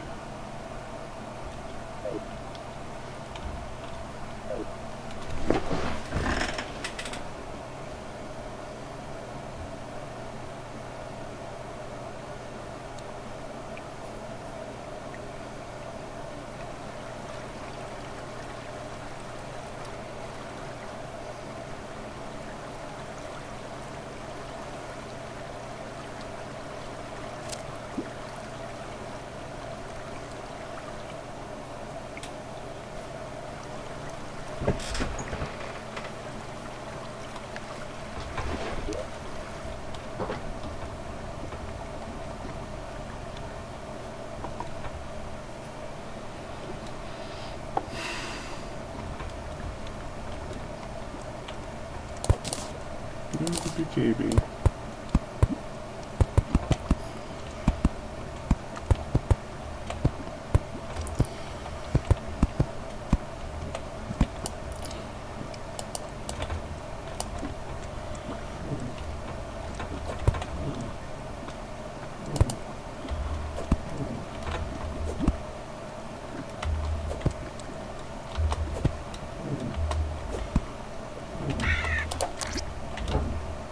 Little booger. Kill you dead.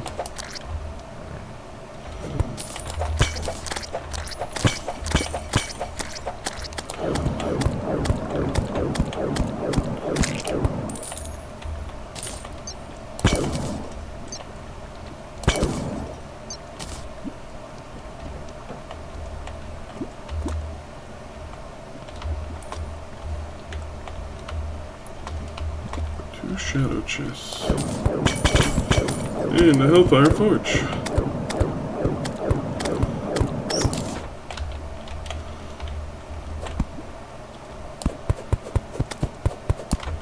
I need a demon pick.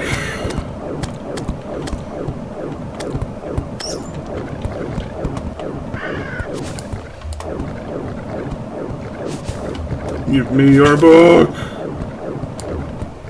Give me your book!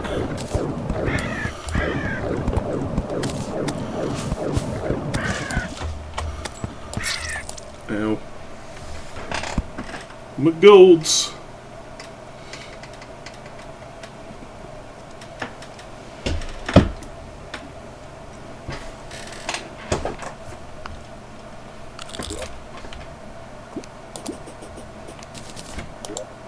I'm gonna put this in here.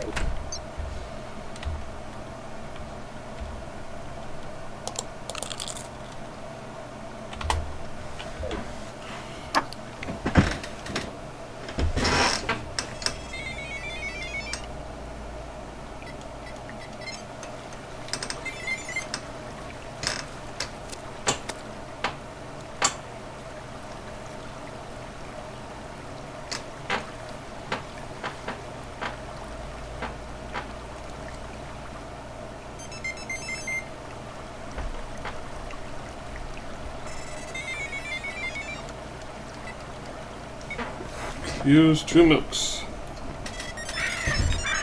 Sir? I did not ask for this harassment.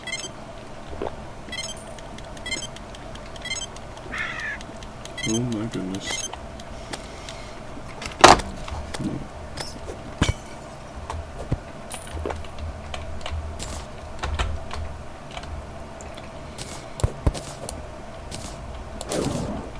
Ooh, we got some seeds too.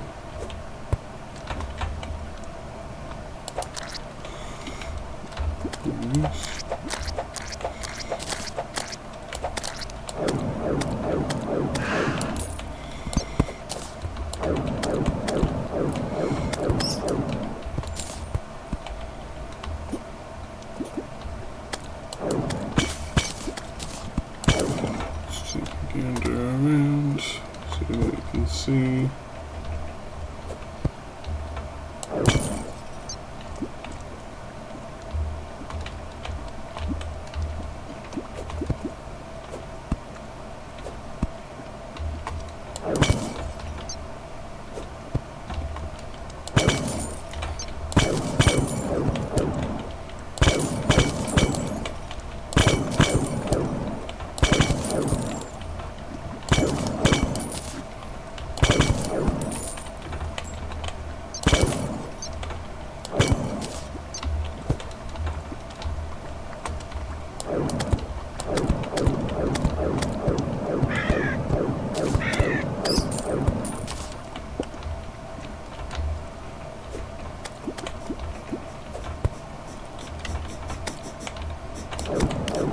Bone serpent.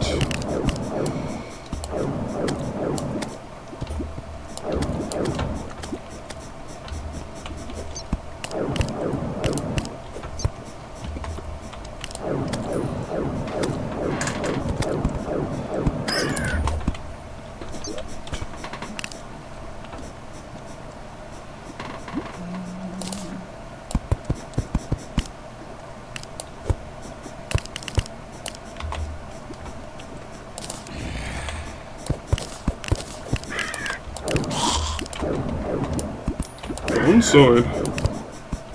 Oh no, it's not a real bone sword. Tragic.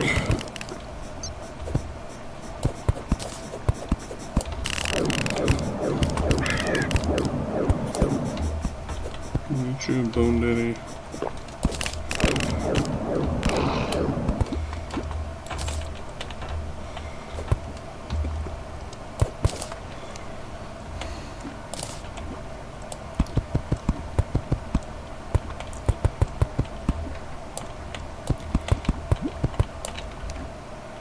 I'm going to pilfer these torches. I need 5 of them. Okay. 1, 2, 3, 4, and 5.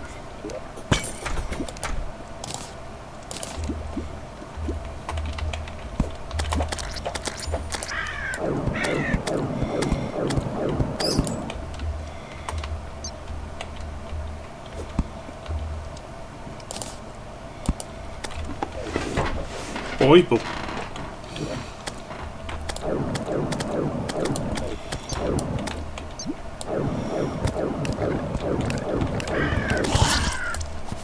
My gold!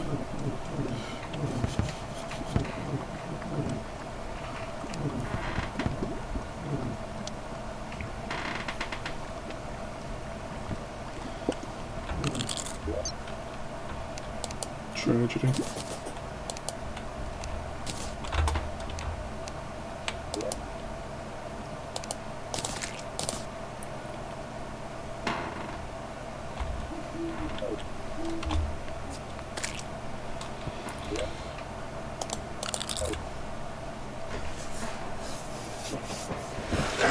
Will I be rudely interrupted on my descent this time?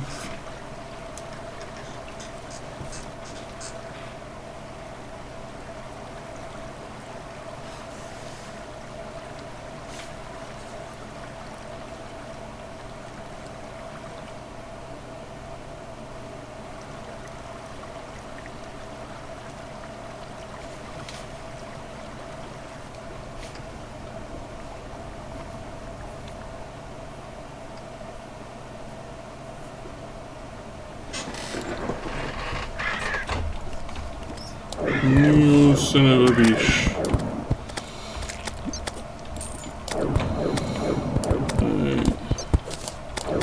There's that fool what took my golds.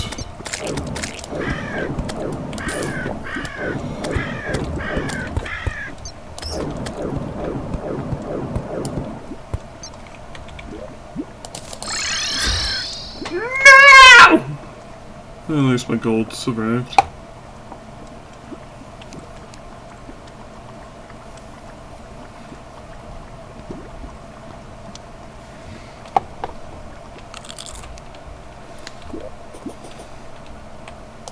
I will survive.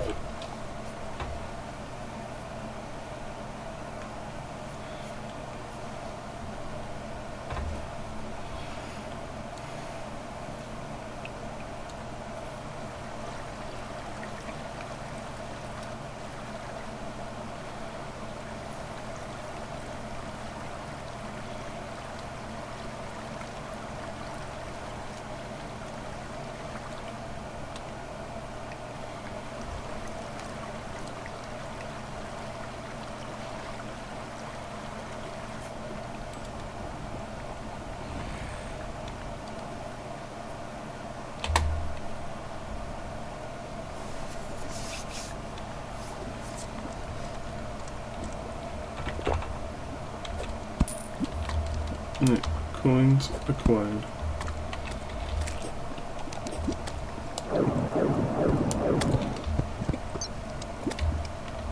Looks like that guide voodoo demon that stole 5 of my coins has ran off.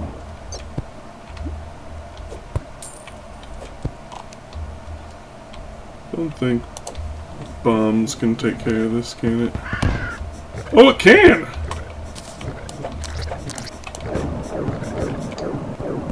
Give me your magic.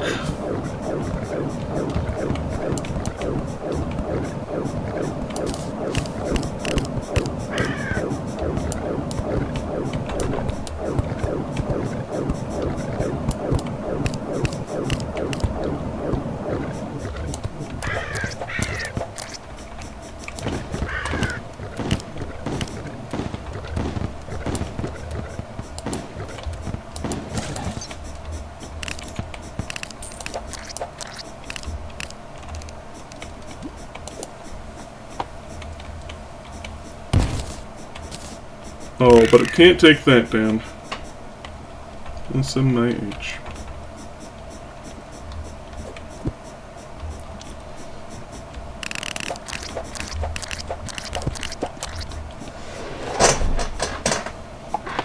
H. Ow.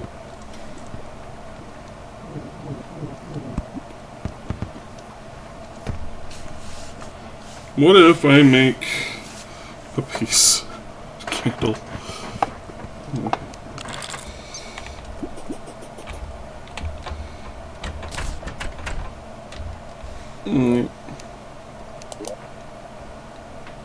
Pink torch. Peace.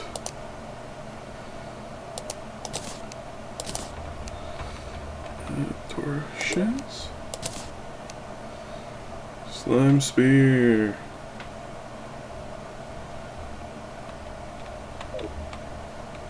Can make a slime whip, can't I? Yes, 12, 20. But it inflicts fire.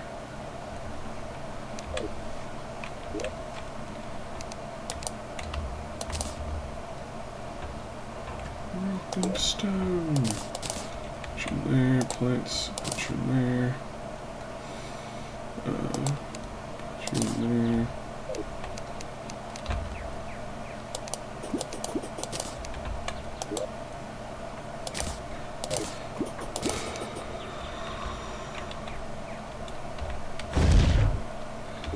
Oh yeah, I should put that on, shouldn't I? Quest. Surface tundra. Does the surface tundra even have water? Okay, it does. Good.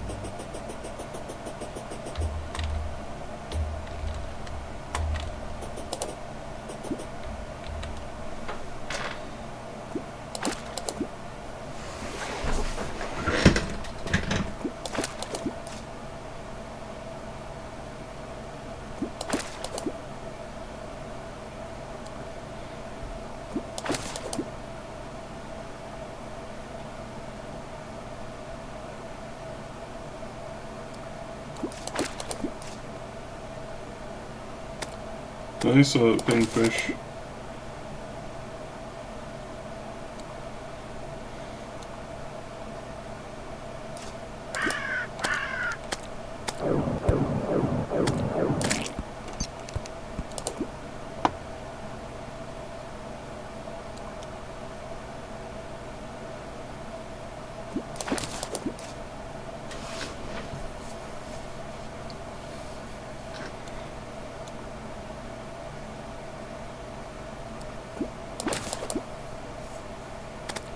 Who's Joja Colas?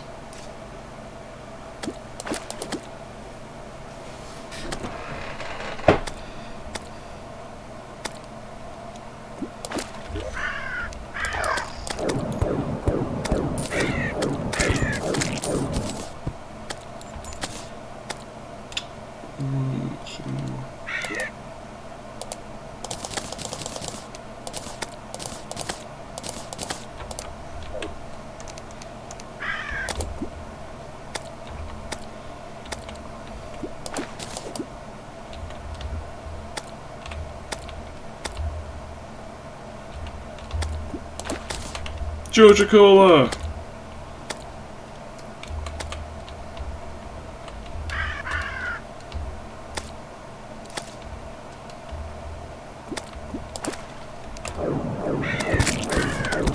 Yes, it is a Stardew Valley crossover item.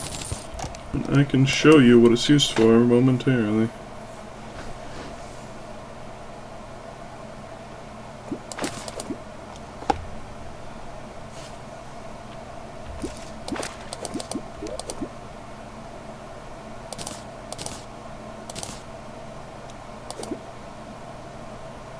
You can drink it, but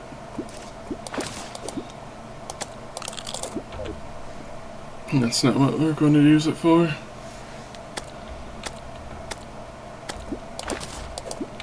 Traveling Mercante has arrived.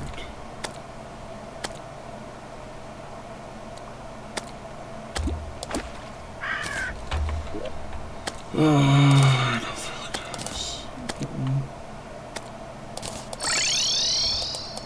Where are you? Shop.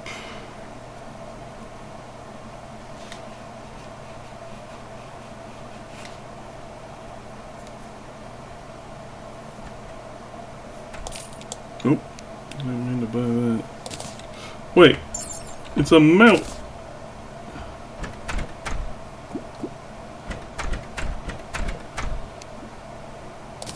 Oh my goodness. I'm not pushing any buttons.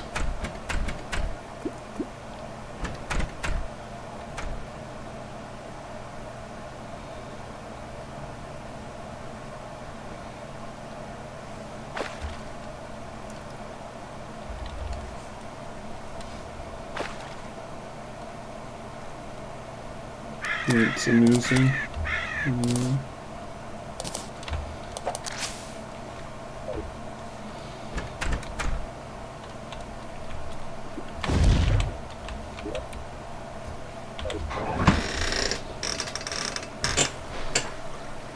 The real way to travel.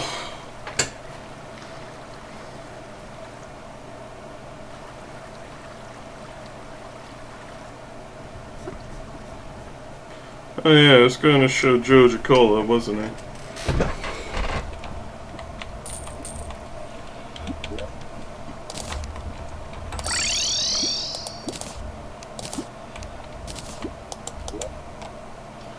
Alright, so Georgia Cola, put it in your hotbar,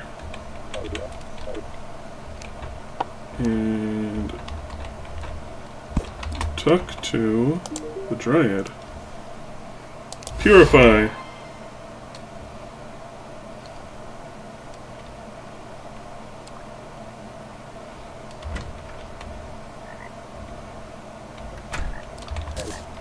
And you get a star drop, which is a pet item.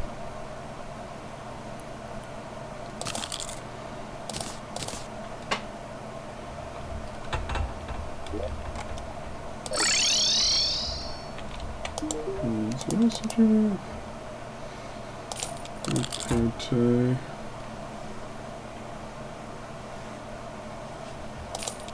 I'll take a bricklayer. Put this there, put this there.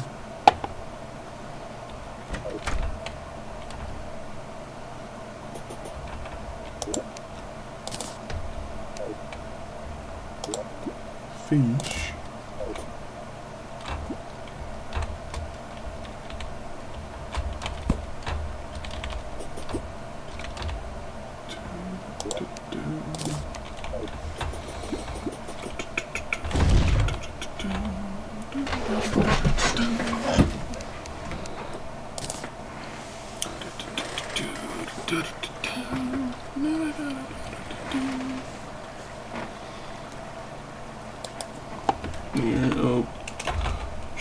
Have you all listened to something that's been a brainworm for me?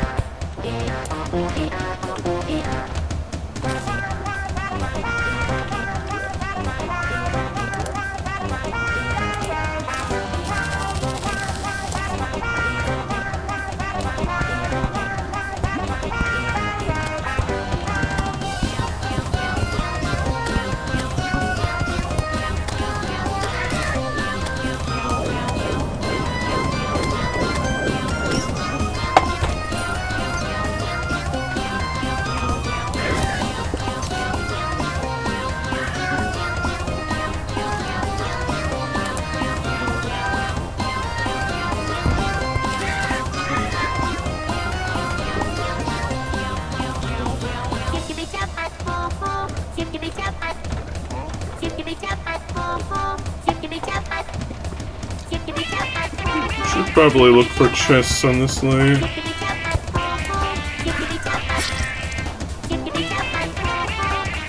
Worth it.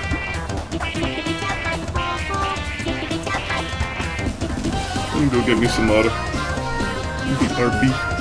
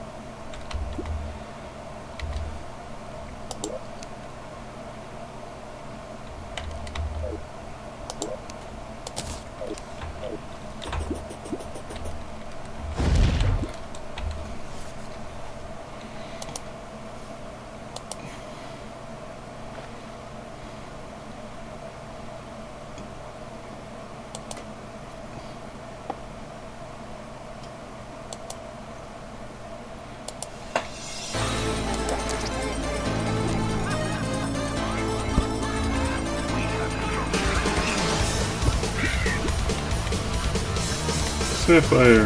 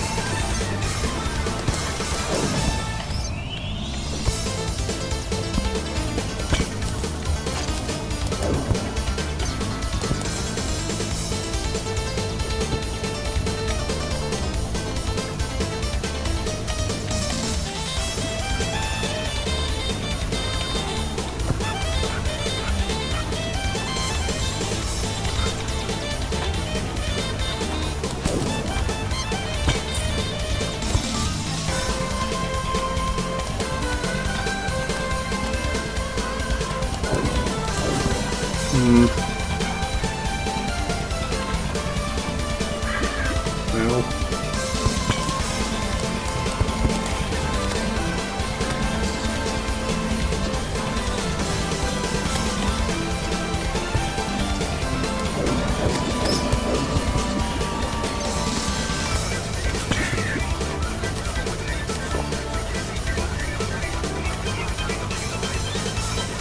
Compass!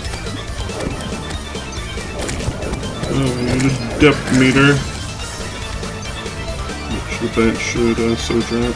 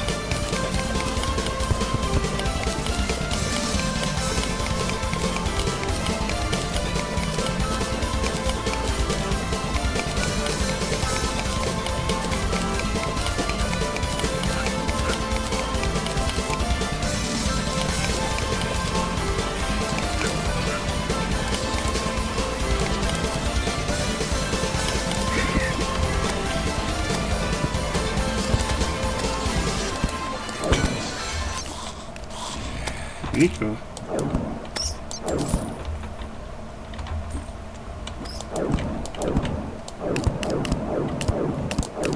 Is it the skeleton merchant?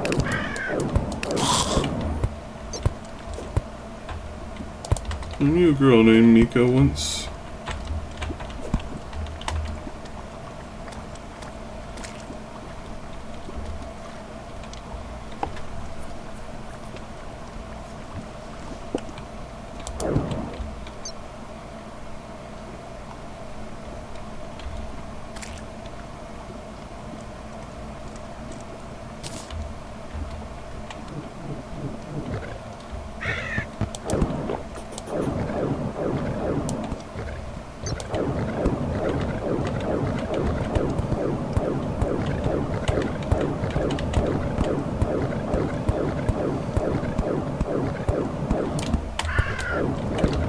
Your spell! Dang it.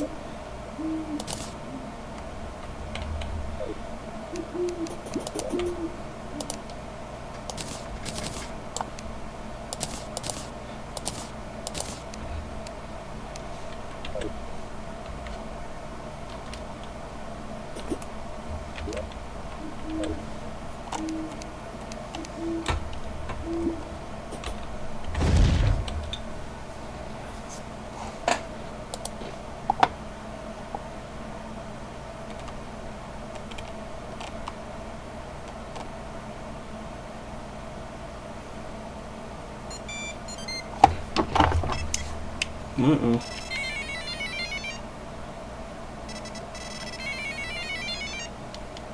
It's ready to digivolve.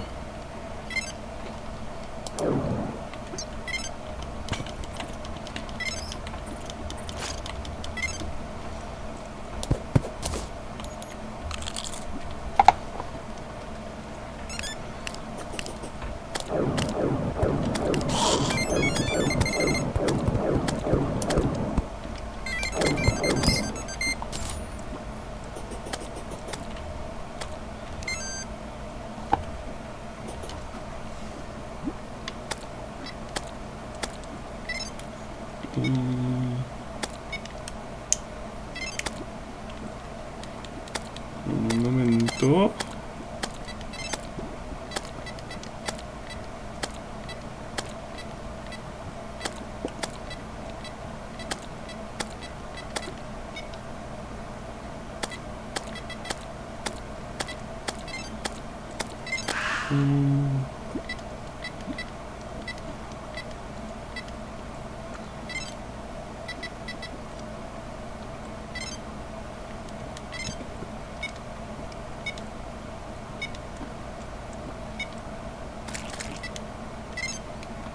Feed.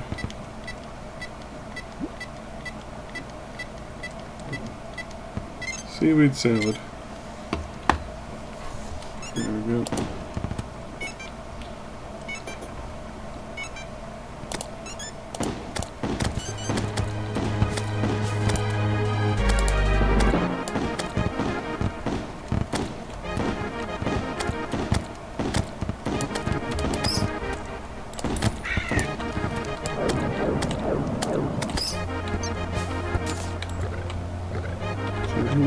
Köpte your mom's a home.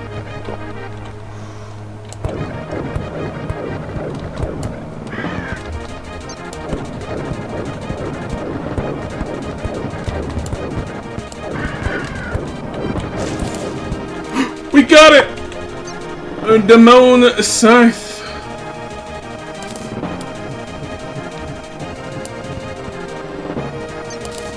Yes.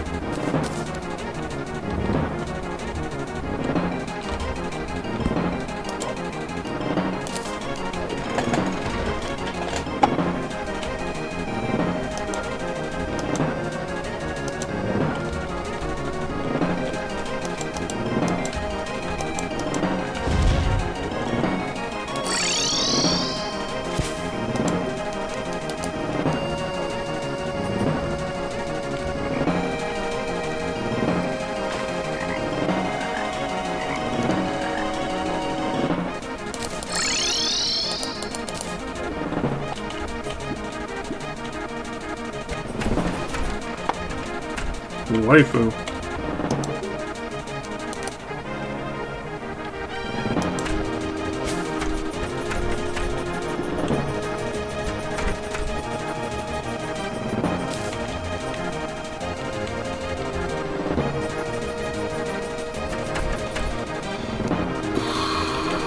Well, most now's a good time to end stream.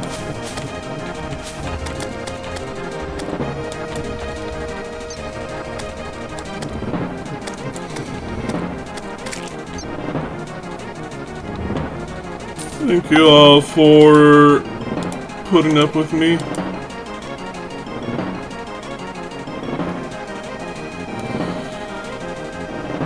I'm just gonna end it. I'm feeling rather flat today. But I hope you all have a fantastic day. Peace, love, dope.